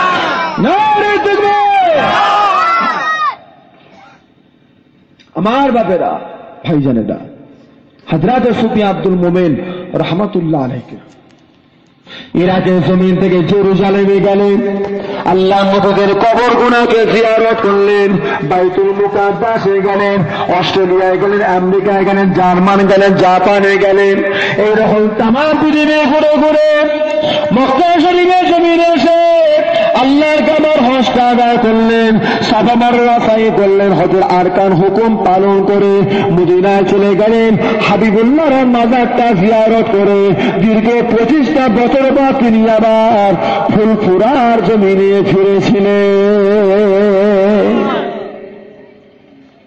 এত বড় বড় নখ, এত বিশাল দাঁড়ি, মেয়েদের মতো মাথার চুল, ফুলফুরায় ফিরেছে। কেউ চিনতে পারেনি সুফিয়ান আব্দুল মোমেন সাহেবকে, কেউ চিনতে পারেনি। কে রে বাবা মানুষটা? মুফতি আজম মির্জা হুজুর কেবলা পড়াশোনা করতেন, ক্লাস 6-এ পড়তেন, কিতাবপত্র নিয়ে ঘরে ঢুকছেন, দাদা হুজুর কেবলা ঘর থেকে বাইরে বেরোচ্ছেন, বাবা আবু জাফর জঙ্গল থেকে আল্লাহর ওলি এসছে, দেখা করেছো? জঙ্গলের ওলি গো বাবা, দেখা করেছো? কোথা? হুজুর যাও, বাইরে বসে আছে, আমার মুরিদ রে বাবা, 25 বছর আগে গেছিলাম আমার দরবার থেকে, আজকে ফিরেছে, যাও দেখা কর। মুফতি আজম মির্জা হুজুর কেবলা বাড়িতে ঢুকে কিতাবপত্র রেখে টুপি টুপি খুলে জামা টামা খুলে বাইরে বেরিয়ে এসেছে, এসে দেখছেন এই অবস্থা। জঙ্গলি মানুষ চটের জামা পরে আছে, বড় বড় নখ, মোচ, দাঁড়ি এত বিশাল বিশাল। এসে সালাম দিলেন। মানুষকে এই অবস্থায় সালামের জবাব দিয়ে বলছে, মেজো ভাই, যে গেঞ্জিটা আপনি পরেছেন এই গেঞ্জিটা আপনি আর পরবেন না, হাত কাটা গেঞ্জি, আপনারা কি বলেন, ওই গেঞ্জিটা পরবেন না। এই গেঞ্জিটা আমাদের জন্য নয়। আমার বাবেরা, যেনারা সুফি সালেক, যেনারা নিয়মিত জিকিরে মাহফিল করেন বা বসে থাকেন বা জিকিরের তালিম শিক্ষা নেন, যে আমরা খাবার দিকেও কিছু তাকুয়া আছে, ঠিক ওই রকম লেবাসুত তাকুয়া, পরনার দিক দিয়েও কিছু তাকুয়া কিন্তু আছে, আছে না? না, শুধু খাবার দিকে তাকুয়া না, যে পোল্ট্রি ডিম খাই না, পোল্ট্রি মুরগি খাই না, হ্যাঁ এই সমস্ত হাইব্রিড মাছটা আমি খাই না, এটা তাকুয়া। ঠিক ওই রকম লেবাসের তাকুয়া আছে। সব লেবাস সবার জন্য নয়। মুসলমানের ছেলে ওই ফিতেওয়ালা বুট শরিয়াতে হারাম, ফিতেওয়ালা বুট শরিয়াতে হারাম। মুসলমানের ছেলে শার্ট পরে, ওটা মুসলমানদের লেবাস না, তাদের লেবাস গো, কথা বলে না, হ্যাঁ খ্রিস্টানদের লেবাস। তাকুয়া করতে হয়, এই সমস্ত দিক থেকে তাকুয়া করতে হয়, বুঝলেন? দাদা হুজুর কেবলা ছেলে মেজলা হুজুর কেবলাকে বলছে, সুফি আব্দুল মোমিন, মেজো ভাই এই গেঞ্জিটা পরবেন না, এটা আমাদের জন্য না। হযরত মেজলা হুজুর কেবলা জিজ্ঞাসা করে সুফি আব্দুল মোমিন সাহেবকে, হুজুর কেমন কে আপনি জিয়ারত করলেন, কেমন কি ঘুরে এলেন একটু বলেন। হযরত সুফি আব্দুল মোমিন সাহেব বলেন, মেজো ভাই, ও হযরত মুফতি আযম মেজলা হুজুর কেবলা রাহমাতুল্লাহ আলাইহি, আপনার আব্বার ইজাজতে, আমার পীর কেবলার ইজাজতে तमाम পৃথিবী ঘুরে ঘুরে ওই আল্লাহর মাজার গুলো জিয়ারত করলাম, নবীদের মাজার গুলো জিয়ারত করলাম, সাহাবাদের মাজার গুলো জিয়ারত করে এলাম। কি বলবো মেজো ভাই, আমি আব্দুল মোমিন যে কবরের সামনে গিয়ে সালাম দিয়েছি, যত সময় না পর্যন্ত ওই কবরবাসীর সঙ্গে আমি আব্দুল মোমিনের মুলাকাত না নসিব হয়েছে, আমি আব্দুল মোমিন তত সময় পর্যন্ত ওই কবর ছেড়ে উঠতাম না।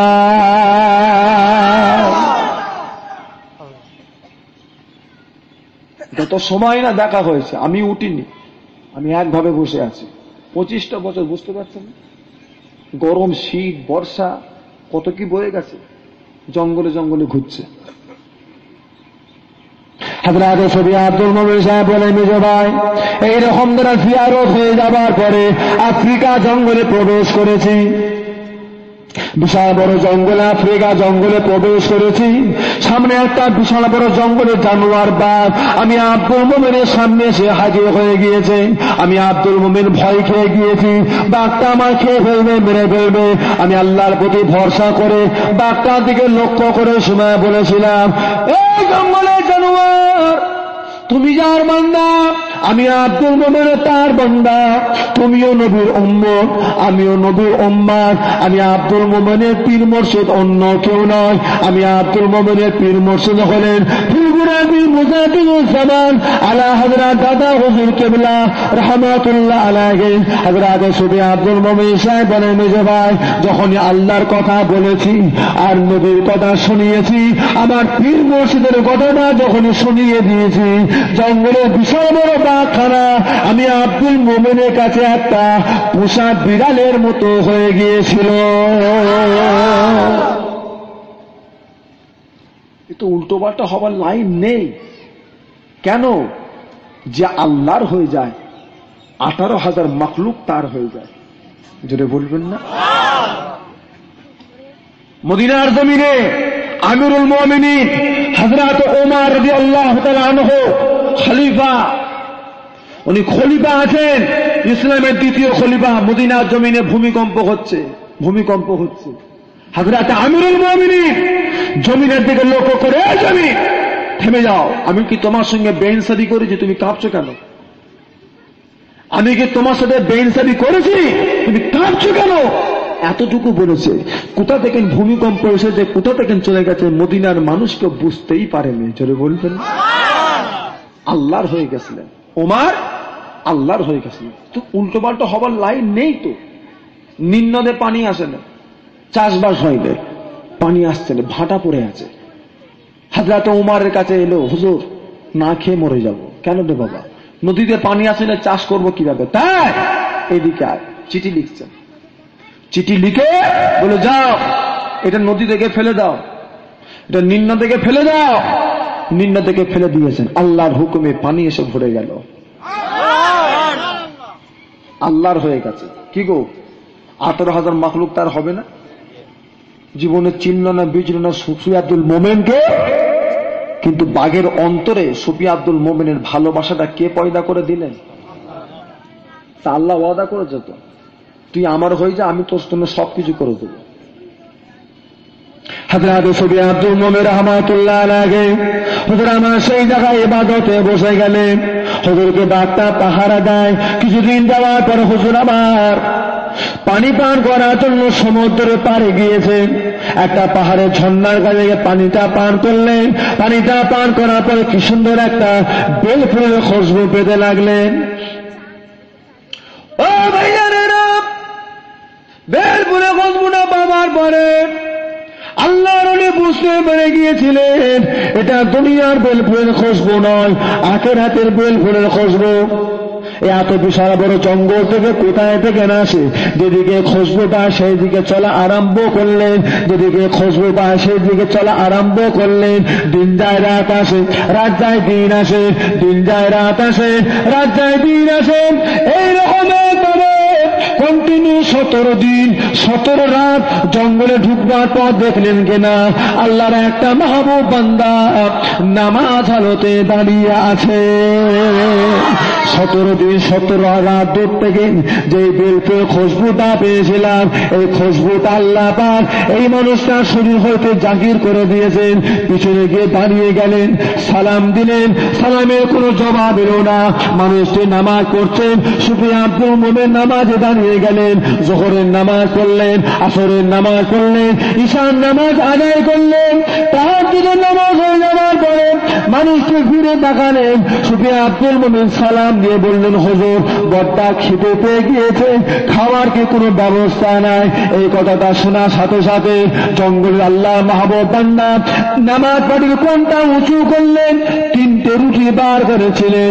একটা রুটিকে নিয়ে তিনি সুফি আব্দুল মোমেনকে দিলেন, আর একটা রুটি নিজের জন্য রাখলেন, আর একটা রুটিকে নিয়ে তিনি আবার নামাজ পাটির নিচেতে রেখে দিলেন।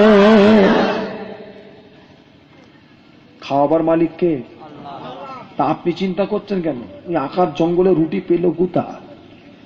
ওমা মিন দাব্বাতিন ফিল আরদে ইল্লা আলাল্লাহি রিজকুহা। 18,000 মাখলুক আসমানের নিচে জমিনের উপরে, প্রত্যেকের রিজকের জিম্মাদার কে নিয়েছেন? আল্লাহ। কোন ফেরেশতা না। তার কোথায় রেজেক আছে শুধু কে জানে? কোন ফেরেশতাকে আল্লাহ দেননি। জান কবজ করার লেগে আল্লাহ পাক আজরাইল ফেরেশতাকে রেখেছেন, ওহী আনবার লেগে আল্লাহ জিবরাইল ফেরেশতাকে রেখেছেন, সিংহায় ফু দেবার লেগে আল্লাহ মিকাইল ফেরেশতাকে রেখেছেন, ইসরাফিল ফেরেশতাকে রেখেছেন। পানি কখন কোথায় কি হবে না হবে এই ব্যবস্থা দিয়েছেন। রিজকের দায়িত্ব আমার আল্লাহ স্বয়ং তিনি নিজে নিয়েছেন। জোরে বলবেন। রুটিটা খাওয়া হয়ে যাবার পরে সুফি আব্দুল মোমেন সাহেব জিজ্ঞাসা করে, হুজুর আপনার নাম কি? হুজুর আপনার বাড়ি কোথায়? হুজুর আপনার নাম থেকে জানতে পারি? মানুষটা কোনো কথা বলে না, শুধু একটা কথা বলে, যাও বাবা আব্দুল মোমেন চলে যাও। ও বাবা আব্দুল মোমেন, 25 বছর আগে তোমার পীরের দরবার থেকে বেরিয়ে এসেছে বাবা, তোমার পীর তোমায় খোঁজ করতে, যাও বাবা ফিরে যাও। সুফি আব্দুল মোমেন সাহেব ওঠে না, বলে হুজুর আপনি আমায় কেমন করে চিনলেন? বাবা তুমি বুঝবেন এটা বাতিনি বাবা, যাও বাবা চলে যাও, তোমার পীর তোমাকে তালাশ করছে বাবা, ফুলপুরা জমিনে তুমি ফিরে যাও। সুফি আব্দুল মোমেন সাহেব ওঠে না, শুধু বলে হুজুর আপনার নাম কি? কতদিন আপনি জঙ্গলে বসে বসে ইবাদত করছেন? মানুষরা এই সময় জানিয়েছিলেন, ও হযরত আব্দুল মোমেন 17 বছর বয়সে পীরের হাতে হাত রেখেছিলাম, 17 বছর বয়সে পীরের হাতে হাত রেখে বায়াত হয়েছি বাবা, সেই সময় জঙ্গলে চলে এসেছি। আজকে আমার এই জঙ্গলে বসে বসে 55 বছর কেটে গেল বাবা। 55 বছরের ভিতরে মানুষের মুখ বলতে বাবা তোমারই মুখটা প্রথম দেখলাম।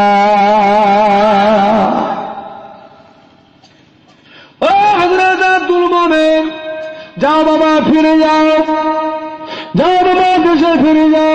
শুধু আব্দুল মোমেন ওঠে নাই, আবার বলে হুজুর আপনার নামটা কি জানতে পারি? হুজুর আপনার নাম কি? বলে বাবা আমার নাম হলো আব্দুর রহমান। বাবা আমার নাম হলো আব্দুর রহমান। যাও বাবা ফিরে চলে যাও।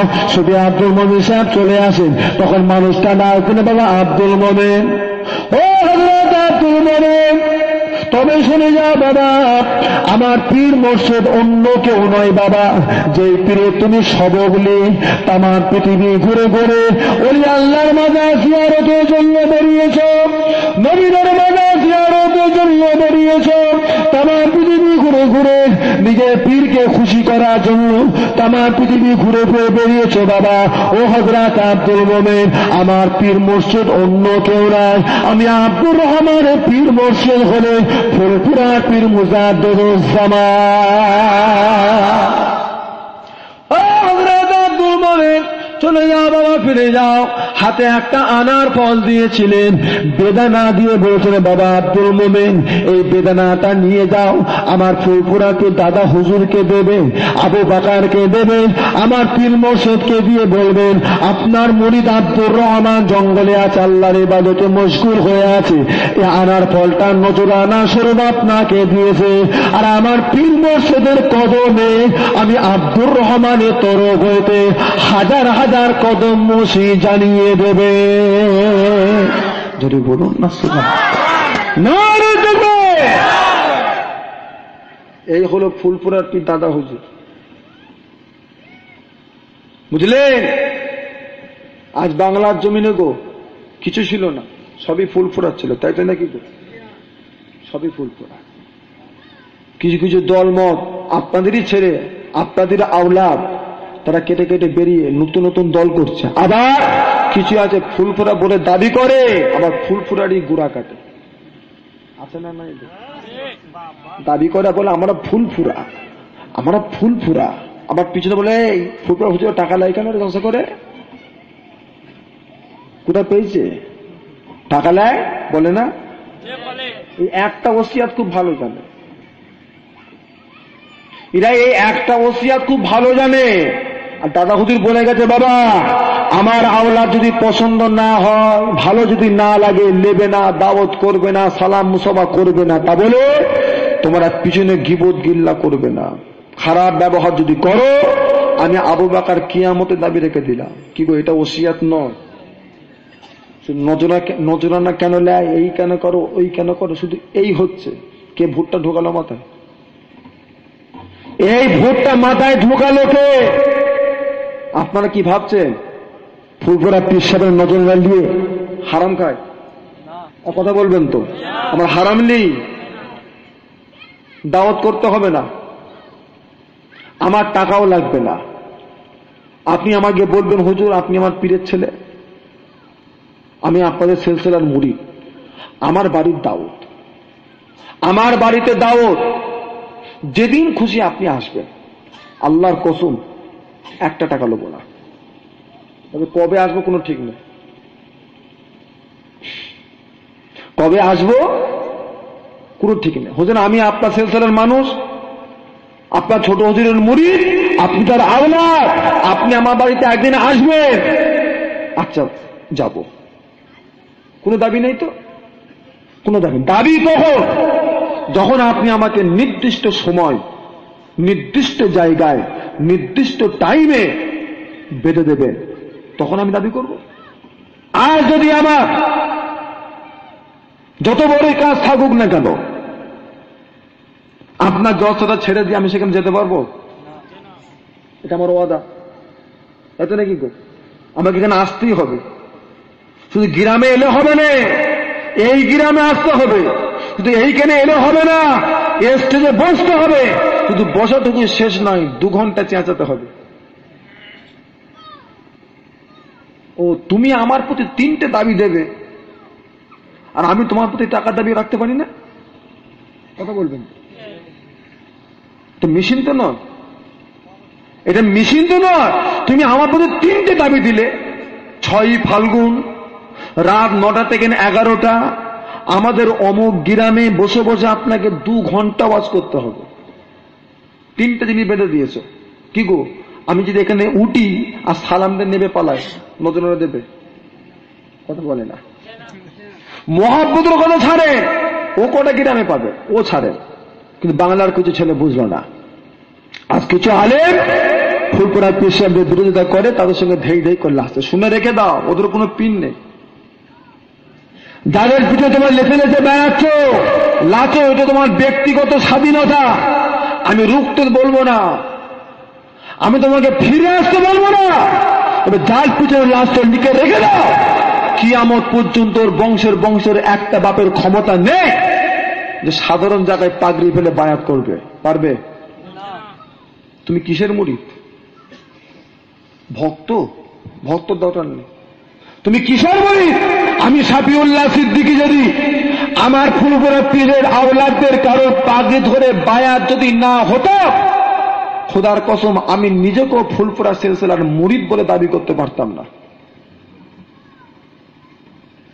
মুরিদ হতে গেলে বায়াত হওয়া দরকার আছে না? না।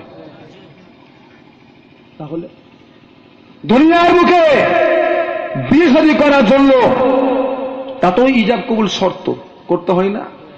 অমুকের বেটি অমুক, এত টাকা দেনমোহরে তুমি কি বিয়ে করতে রাজি আছো? আলহামদুলিল্লাহ কবুল করলাম, ঠিক আছে। যদি চুপচাপ থাকে, কি গো, ওই মেয়েটাকে ছেলেটার লেগে হালাল হবে? শুধু যদি মনে মনে বলি, মুখে না বলি, তাতেও কি হবে? অত সহজ নয়। তোমাকে মুখে স্বীকার করতে হবে। 5টা মানুষ শুনবে, 2টো মানুষ সাক্ষী থাকবে, তাই তো? তবে ওই মেয়েটা তোমার লেগে হালাল হবে, তাদের হারাম হয়ে যাবে। দুনিয়ার সামান্য সম্পর্ক, বিয়ে শাদী, এতে যদি ইজাব কবুলের দরকার হয়, এত কিছু করার দরকার হয়, সাক্ষী রাখার দরকার হয়, আমার দুনিয়ার বুকে পীরের পাগড়ি ধরেছি দুনিয়া হাসিলের জন্য নয়, আখিরাতে নাজাতের জন্য। কি গো, পাগড়ি ধরতে হবে না? বায়াত হতে হবে না তো? পীরের সহবতে বসতে হবে না, আর পীরকে গাল পাততে হবে? পীরের ছেলেদের ভুল ধরতে হবে? কার পিছনে লাগছো? কার সঙ্গে তুমি উঠা বসা করছো? কাদেরকে তুমি ভেঙে বলে তুমি জানো? এই বাংলার জমিনে এমন আলেম বেরিয়েছে যারা বলে বলে বেড়ায়, আমরা বুঝি না এখনো বাংলার মানুষ কেন ফুলপুরার পীর সাহেবদের পিছনে পিছনে ছোটে। এরা কি হারামির জাত? এই কথা কানে পড়েছে না পড়ে নেবে? এই কথা বলবেন তো? হ্যাঁ, আমি বলিনি, সাক্ষী দিচ্ছেন তো আপনারা, কথা শুনেছেন তো? কি গো, ফুলপুরার পীর সাহেবদের ভালোবাসার কারণে বাংলার মুসলমান যদি হারামির জাত হয়ে থাকে, যারা ভালোবাসে না ওরা কিসের জাত? কাওরার জাত। কিসের জাত? কাওরার জাত। ভাষা, আমি তো জীবনে ভাষা খারাপ করিনি, জীবনে ভাষা খারাপ করিনি। আজ করলাম কেন? জ্বালাই। গুনাহগার ওই হবে। কেন? ঝগড়া যে প্রথম শুরু করে, তারপরে যদি 20টা লোক ঝগড়া করে, সমস্ত গুনার যত ভাগ কার কাছে যাবে? প্রথম যে শুরু করেছে। তো তুমি আজকে আমার দাদার মুখ করে গালাগালি করছো। হ্যাঁ, বাংলার মানুষের মাথার ব্রেনটাকে টেস্ট করে দেখতে হবে, মানুষের মগজ না কুকুরের মগজ? মুখের ভাষা, এগুলো মুখের ভাষা। তাদেরকে আসছো, ওদের পিন নেই, ওদের কোন এস্টাবলিশ নেই যে চাইনা মোবাইল,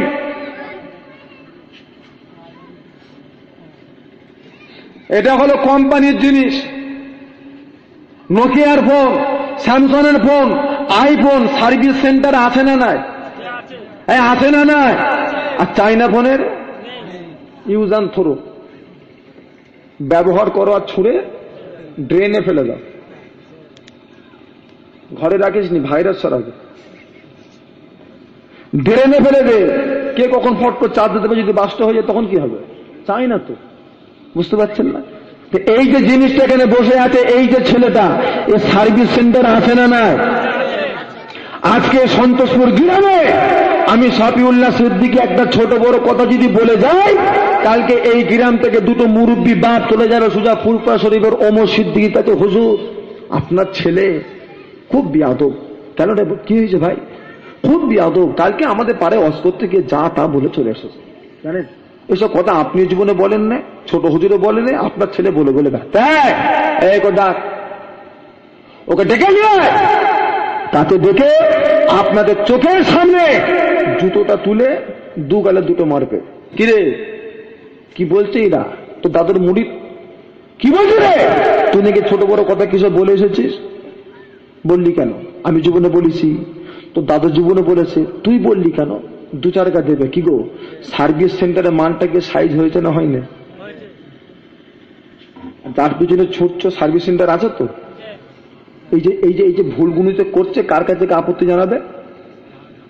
তো চাই না মোবাইল, তো চাই না মোবাইল, তো সার্ভিস সেন্টার নেই। অর্থাৎ কি বলছে ওটা পরের কথা, কে বলছে আগে সেটা দেখো। হাদিস কুরআন সবাই বলে ওটা পরের কথা।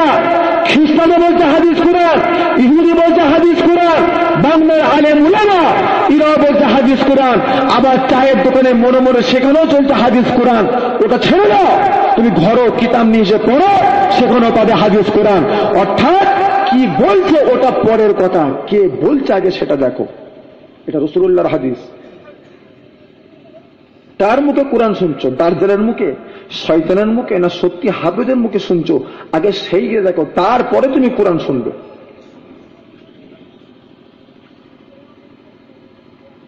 নবীর ছেলে যদি কাফের হতে পারে, পীরের ছেলে কাফের হবে না কেন?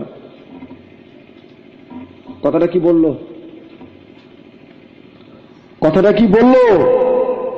হ্যাঁ হ্যাঁ, অন্যায় সকলের আছে, ভুল অন্যায় অপরাধ আমাদের সবার আছে, তা বলে কাফের বলে দেবেন? কথা বলবেন তো? তুমি এই কাজটা করতে গিয়ে এমন একটা কাজ করেছো, তোমাকে কাফের বলা যাবে। শুনে রেখে দেন, আজ বাংলার মুসলমান শুধু ফুলপুরের পীর সাহেবদের নয়, ফুলপুরের পীর সাহেবের পায়ের জুতোগুলো হাতে করে ঘরে তুলে রাখে। সহ্য হয়নি। একটা আলেম বলেছিল, আমি জলসায় গিয়েছি, উঁচু জায়গায় বসতে দিয়েছে, উঁচু জায়গায় বসতে খাইতে দিয়েছে, আলেমটা বসে আছে নিচে। হ্যাঁ, আমাকে দিয়েছে মাছের কল্লা, ও পেয়েছে মাছের লেজ। বুঝতে পারছেন না? ঘুম সাচ্ছে। যাবার সময় বলে যাচ্ছে ঘরে গিয়ে বাপের কবর পিটবো। বাপ তুই পীর হয়ে আসিস নি কেন? বলছে ঘরে গিয়ে বাপের কবরে পিটবো, বাপ তুই পীর হয়ে আসিস নি কেন? ওইটুকু ছেলেকে উঁচু বসালো আর আমাকে নিচে বসিয়ে খেতে দিল। আমার বাপের দোষ। ও যদি পীর হতো আমাকে তাহলে নিচে বসাতো, আমাকে মাছের কল্লা খাওয়াতো। কোথায় রাগটা বুঝতে পারছেন? সহ্য হয়নি। তাই তারা বলে আমাদের ঘরে অপমান করতে গিয়ে, আপনাদের পীর আওলাদদের অপমান করতে গিয়ে বলে হযরত আবু বকর সিদ্দিক রাসূল ঘোষিত জান্নাতি, তার বাপ আবু কুহাফা কাফের। হযরত উমর রাসূল ঘোষিত জান্নাতি, তার বাপ খাত্তাব হলো কাফের। কি তো শুনেছেন নাকি এরকম কথা? বলবেন তো? এইরকম করে করে 4 সাহাবার কথা বলেছে। নাউযুবিল্লাহ, নাউযুবিল্লাহ। হযরত আবু বকর সিদ্দিক রাদিয়াল্লাহু তাআলা আনহু, তিনি একজন সাহাবী ছিলেন। তেনার আব্বা তেনার আম্মা 8ম হিজরিতে আল্লাহ রাসূলের কাছে এসে ঈমানের কলেমা পড়ে মুসলমান হয়ে গেছিলেন। জোরে বলবেন। ওই শয়তান তার অতটুকু জানে না, নিজেকে মুক্তিযোদ্ধা বলে দাবি করে থাকে। কি গো, একটা মুসলমান যদি আরেকটা মুসলমানকে যদি কাফের বলে, বান্নেওয়ালা যদি কাফের হয়ে যায়, রাসূলুল্লাহ সাহাবীকে কাফের বললে সে কি হবে? আমি বলবো না। তার পিছনে লাস্ট আমি বলেছিলাম যে সমাবেশে তুমি ওয়াজটা করেছো, ওই সমাবেশে দাঁড়িয়ে তোমাকে তওবা তিল্লা করতে হবে, সেইখানে তোমাকে দাঁড়িয়ে বলতে হবে আমার এই কথার প্রতি তোমরা যারা যারা বিশ্বাস করেছো তোমরা সবাই তওবা পড়ে নাও। তা যদি না করে ঘরে বসে বসে বিবির আঁচল ধরে তওবা পড়লে তোমার তওবা কবুল হবে না। তার কারণ তোমার এই কথা শুনে যারা যারা বিশ্বাস করবে তারা প্রত্যেকে কাফের হবে, ওদের কাফের হওয়ার লেগে তুমি দায়ী হবে। কথা বুঝতে পেরেছেন? সাবধান। যাও, সমস্যা নেই, তবে ওদের কোনো স্টপিস নেই, ওদের কোনো স্টপিস নেই।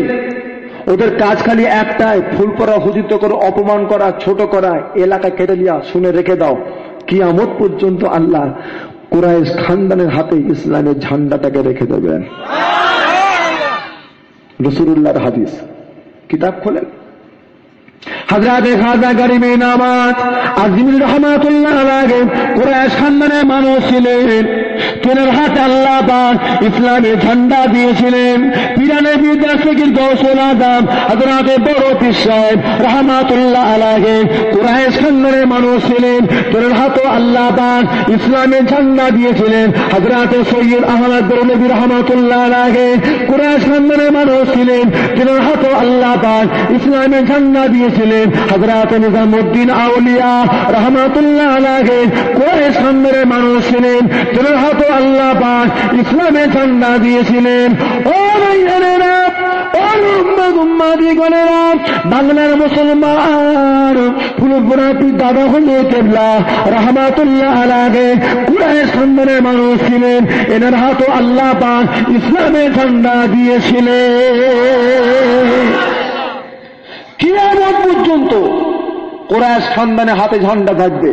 কুরাইশ খানদানের হাত থেকে ইসলামের ঝান্ডা যে ছিনিয়ে নিতে যাবে সে হলো ইসলামের সবচাইতে বড় জালেম। বুঝতে পেরেছেন? সে হলো সবচাইতে বড় জালেম, বড় অত্যাচারী, ইসলামের অত্যাচারী ওই মানুষটা। আল্লাহ রাসূল বলেছেন, এই কাবা ঘরের চাবি কুরাইশ খানদানের হাতে আমি রাসূলুল্লাহ দিয়ে গেলাম। উসমান বিন তালহার হাতে এই কাবা ঘরের চাবিটা দিলাম। উসমান, এই চাবি তোমার হাতে থাকবে, অন্য কারোর হাতে না যায়। কুরাইশ খানদানের হাতে কিয়ামত পর্যন্ত আল্লাহ এই চাবিকে রেখে দেবেন। জোরে বলবেন না? আমার বাপেরা বেশি বুঝতে জানলে ভালো লাগে না, সাইডে থাকে। তা বলে ফুলপুরা হুজুর অপমান করার লেগে আপনি অন্য দলে কি মিশবেন? ভালো জিনিস তো, দল মতের অভাব নেই। তবে শুনে রেখে দাও, একনিষ্ঠ ফুলপুরার মুরিদের জন্য কিয়ামতের দিন আল্লাহ নসিবটাকে অনেক বড় করে দেবেন। যারা একনিষ্ঠ ফুলপুরার হবে, একনিষ্ঠ যারা আল্লাহর ওলি ফুলপুরা দাদা হুজুর যারা হয়ে থাকবে, যে এদের নসিবটা হবে অন্যরকম। আমার আপনার দয়ার নবী বলেন, কুল্লুহুম ফিন্নার ইল্লা ওয়াহিদাতুন ফিল জান্নাত। বনি ইসরাইলের জামানায় সেই সমস্ত উম্মাতির ভিতরে 72টা দল হয়েছিল। আমার উম্মাতির ভিতরে 73খানা দল হয়ে যাবে। ও সাহাবায়ে কেরামেরা, কুল্লুহুম ফিন্নার, তার ভিতরে 72টা দল জাহান্নামী হয়ে যাবে, একটা দল জান্নাত হয়ে যাবে। সাহাবা হুজুরা জিজ্ঞাসা করেছিলেন, ইয়া রাসূলুল্লাহ, ইয়া হাবিবাল্লাহ, কোন দলটা জান্নাতি, কোন দলটা জান্নাতে যাবে? নবী আমার এই সময় জানিয়েছিলেন, ও সাহাবায়ে কেরামেরা, যেই দলের উপরে আমি রাসূলুল্লাহ রয়েছি, যেই দলের উপরে আমার সাহাবায়ে কেরামেরা রয়েছেন, এই দলটা হলো জান্নাতি দল। ফুলপুরাতে দাদা হুজুর কেবলা রহমাতুল্লাহ আলাইহি শুধু জামানার মুজাদ্দিদ ছিলেন, এতটুকুই শেষ করা তা নয়। আপনার আমার পীর কেবলা 40টা হাদিসের কিতাবে সনদ পেয়েছিলেন, এতটুকুই শেষ করা তা নয়। আপনার আমার পীর কেবলা 52টা জেলার পীর ছিলেন, শুধু এতটুকুই শেষ করা তা নয়। আপনার আমার পীর কেবলা ফুলপুরা পীর দাদা হুজুর কেবলা রহমাতুল্লাহ আলাইহি আল্লাহ নবীর বড় সাহাবী, আল্লাহ নবীর বয়োজ্যেষ্ঠ সাহাবী, আল্লাহ নবীর হিজরতের সাথী হযরত আবু বকর সিদ্দিক রাদিয়াল্লাহু তাআলা আনহু 32তম বংশধর হলেন ফুলপুরার পীর মুজাদ্দিদুজ জামান। জোরে বলুন না সুবহানাল্লাহ। নারে তাকবীর, রাসূল আল্লাহুম্মা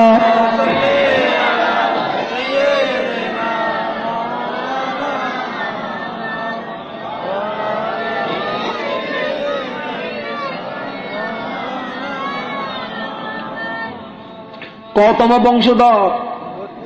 কি গো, মিথ্যে মিথ্যে বলিনি তো?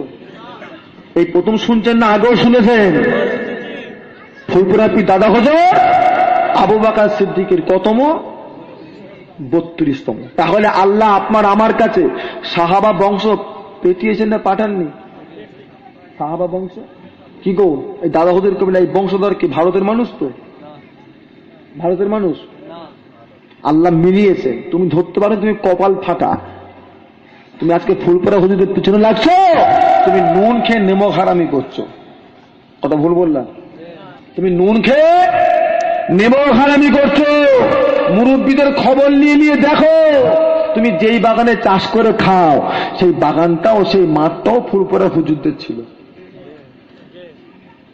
তাহলে ওই মাঠে খেয়ে যদি নেমো হারামি করে, তাহলে নুন খেয়ে নেমো হারামি করা হলো না? নেমো হালালি করো, আল্লাহ শুকর আদায় করো, কিয়ামতের দিন মুখ দেখাতে পারবে না, কিয়ামতের ময়দানে মুখ দেখাতে পারবে না। যে বলে হুজুর ওরা তো ফুরফুরার নাম করে, কিছু কিছু বলে ওরা তো দাদা হুজুরের নাম করে, পাঁচ হুজুরের নাম করে। হ্যাঁ করে করে।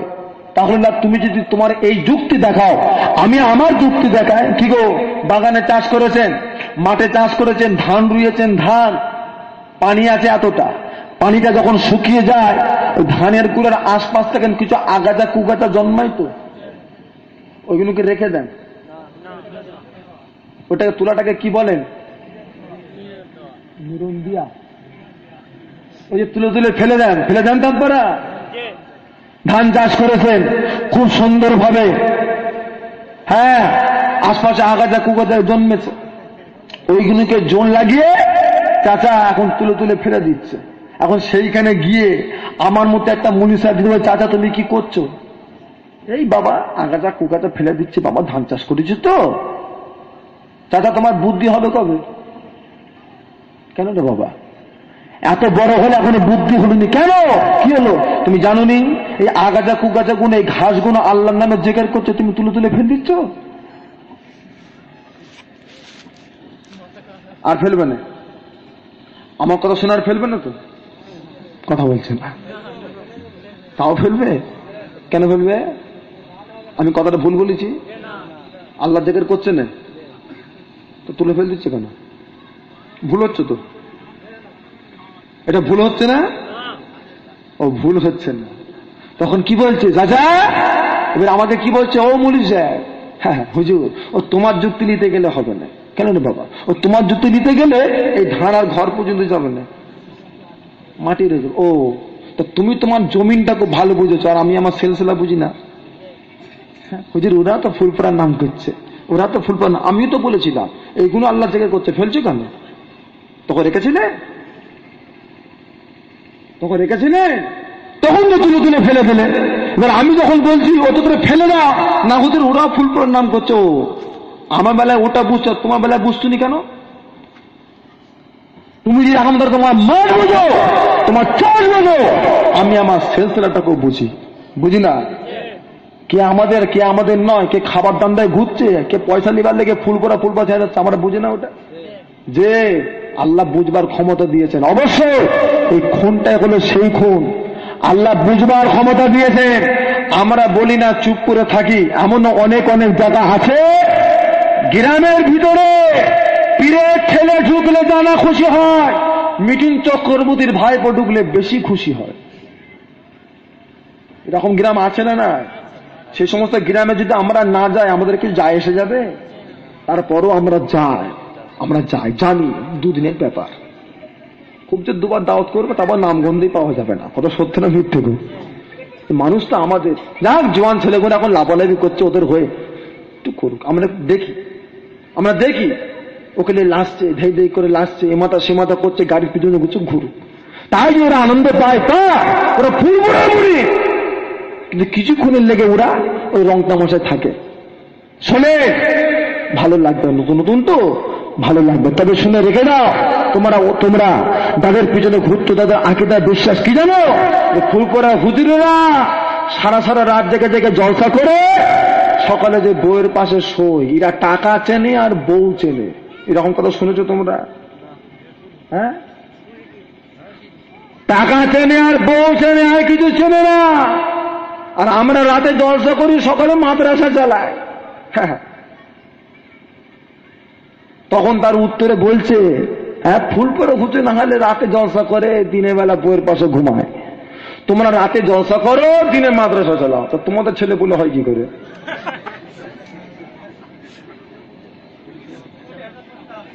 হ্যাঁ, হুজুর তো ড্রাইভার গুলো যায় নাকি?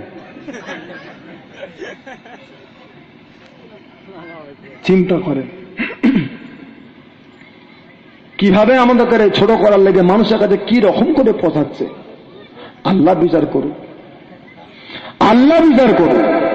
যেউনি আমাকে ভালো লাগে না, আমার কাছে সরে যাও, দাদা হুজুরকে ধরে রাখো, খবরদার অন্য সাইডে যেও না। আমি আপনাকে জিজ্ঞাসা করবো বাবা যে আপনি কার চেহারা দেখেছেন? আপনি আমাকে বলবেন হুজুর আমি ফুলপুরা শরীফের কাইয়ুমে জামান বড় হুজুর কেবলার চেহারাটা দেখেছি। আমি আপনাকে বলছি বাবাজি আপনি কার চেহারা দেখেছেন? আপনি আমায় বলবেন বাবাজি আমি ফুলপুরা শরীফের মুফতি আজম মেজ হুজুর কেবলার চেহারাটা দেখেছি। আমি আপনাকে বলছি বাবা আপনি কার চেহারা দেখেছেন? আপনি আমাকে বলবেন হুজুর আমি ফুলপুরা শরীফের সুলতানুল ওয়াইজিন ছোট হুজুর কেবলার চেহারাটা দেখেছি।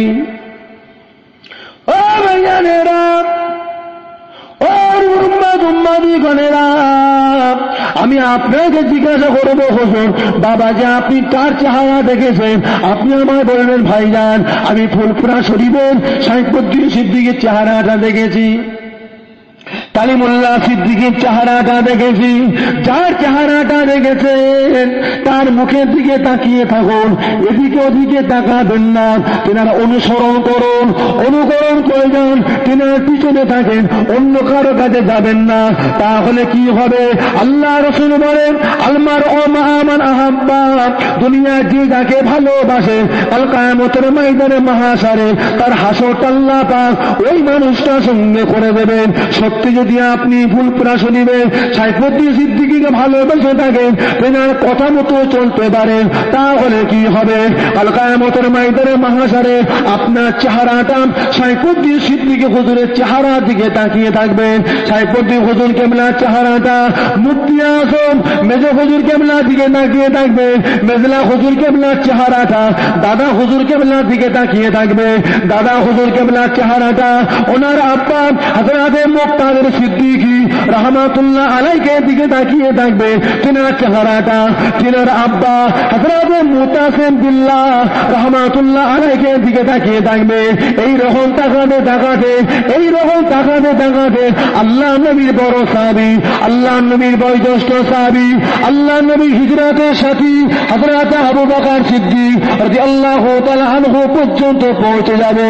আর স্বয়ং আবু বকরের চেহারাটা আমার রাসূলুল্লাহ দিকে তাকিয়ে রয়ে যাবে।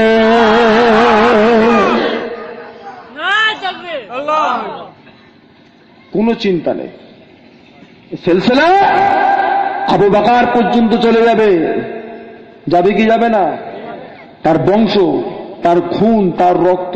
কি গো 5 হুজুর থেকে উপরে উঠে যান, 5 হুজুর থেকে বড় বড় হুজুর কেবলার কাছ থেকে উপর দিকে উঠে যান, একটা বিড়ি খাওয়া দেখাতে পারবেন? মদ খাওয়া, ওই আল ঠেলা দৌড় ঠেলা দেখাতে পারবেন? যে আল্লাহ সকল করে বলে গেলাম হকের ওপরে আছি, আমরা গায়ের জোর দেখাই না, গায়ের জোর দেখাই না। আমাদের গায়ে কি এত জোর দেখাবো? আমরা হকের জোর দেখাই যে আমরা হকের উপরে আছি, তাই তো নাকি গো? আমরা ন্যায়ের উপরে আছি। আমরা সব সময় ফুলপুরা পীর দাদা হুজুর তেনার মুখের দিকে তাকিয়ে আছি, ব্যাস সেখানে তাকিয়ে আছে। একটা মুসলমানের জন্য নামাজ পড়া যেমন ফরজ, রোজা রাখা যেমন ফরজ, দান খায়রাত করা যেমন ফরজ, এইগুলো যেমন একটা ইবাদত, আল্লাহর দিনটাকে জিন্দা রাখাটা হলো প্রত্যেকটা মুসলমানের জন্য ফরজ।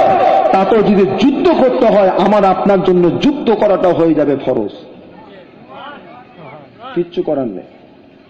এই কদিন আগে আপনারা খবর পেয়েছিলেন উলবেড়িয়াতে, খবর পেয়েছেন না? ও একটা বাঁদর জুটেছে।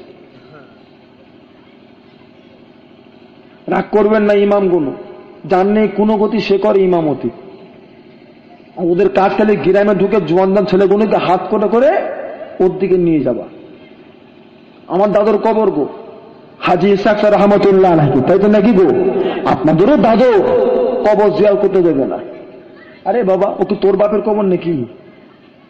তুই তোর বাপের কবরে সাইনবোর্ড টাঙাবে যা, তুই তোর বাপের কবরে যা খুশি করবে যা, সবকিছু ছেড়ে দিয়ে আমার দাদুর কবর টাঙাটানি জিয়ারত করতে দেবে না, কবরের দিকে মুখ করে জিয়ারত করতে দেবে না, সর্বসানি করতে দেবে না। নামাজ পড়ে বেরিয়ে পালাও, কবরের কাছে ঝাঁটা রাখবে, কবরের পাশে জুতো রাখবে, কোন ইজ্জত দেবে না। বুঝলেন? তৈরি থাকেন। আল্লাহ দিনকে জিন্দা রাখার লেগে জিহাদ করা হলো ফরজ। আমরা জানি পশ্চিম বাংলার বুকে যে কোনো দলমত যা কিছু আছে, কে কোন দলে জানি না, কোনটা হক জানি না, ওটা আমি ফুলপুরার উপরে আছি, এইটা হক। অর্থাৎ বাংলার জমিনে ফুলপুরা সিলসিলাকে জিন্দা রাখাটা আমাদের সকলের লেগে একটা ফরজ। তার লেগে যদি যুদ্ধ করতে হয় তত আমার প্রস্তুত, তাই তো নাকি গো? বলুন না ইনশাআল্লাহ, জুড়ে বলেন না ইনশাআল্লাহ। না আমার বাবেরা, ভাইজানেরা, দোস্ত বন্ধুরা, এই জিহাদ আজকের নয়, দাদা হুজুর কেবলাও করেছিলেন, দাদা হুজুর কেবলাও করেছিলেন, 5 হুজুর কেবলাও করেছিলেন। আজ আমরা করার লেগে আছি। তবে জিহাদের ব্যাপার আছে, জামান দিয়েও জিহাদ হয়, হাত দিয়েও হয়, কথা দিয়েও হয়, ঘৃণা করেও হয়।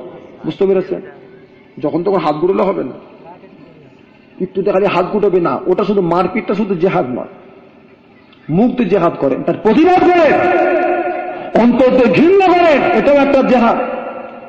প্রয়োজন পরে দুটার কাজ দেন, ওটাও শুধু একটা জেহাদ। তবে যতটুকু যা করব একটা উদ্দেশ্য, নিজের মনের হিংসা ভাব মিটানোর জন্য নয়, দাদা হুজুরের সিলসিলাটাকে জিন্দা রাখার জন্য। তাই তো নাকি গো? বক্তসার ইটু করলাম। সকলে আসুন আল্লাহ পাকের সম্মুখে দাঁড়িয়ে নবী সাল্লাল্লাহু আলাইহি ওয়াসাল্লাম, ইয়া নবী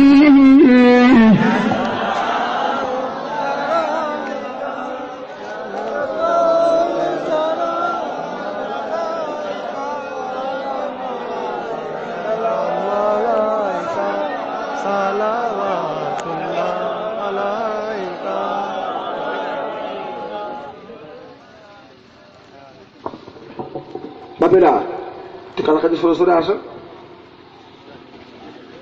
একটু কাছাকাছি সরে সরে আসেন। আমি এখান থেকে অনেক দূরে যাব ভাই, অনেকটা দূরে যাব। না এটা আমি একটু দর্শক করতাম, একটু যাব গোমা হাবড়া। এখন আপনাদের সঙ্গে অন্য সাহেব করবে আবুল কালাম সাহেব, তাই তো নাকি গো?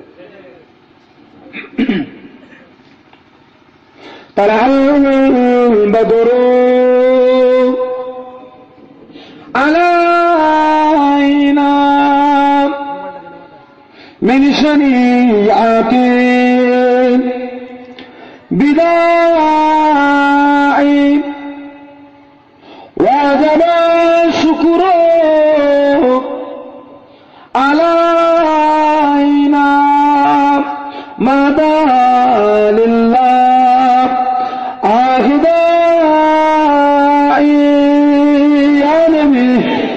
سلام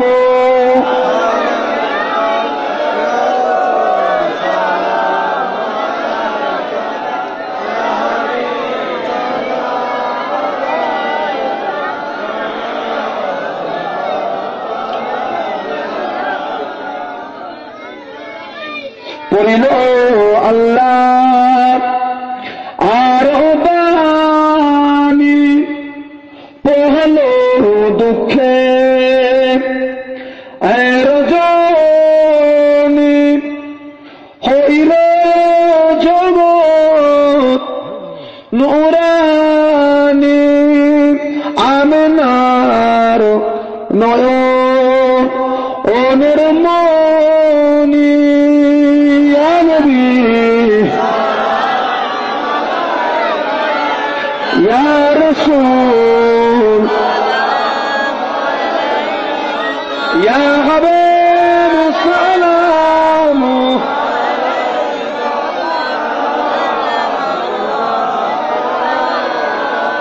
जब नबी पैदा हुए थे, सब माला को डर पे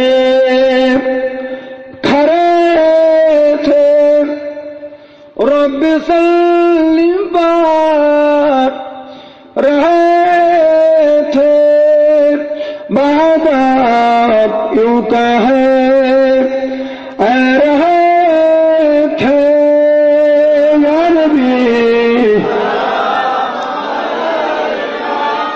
या रसूल या हबीब सलाम।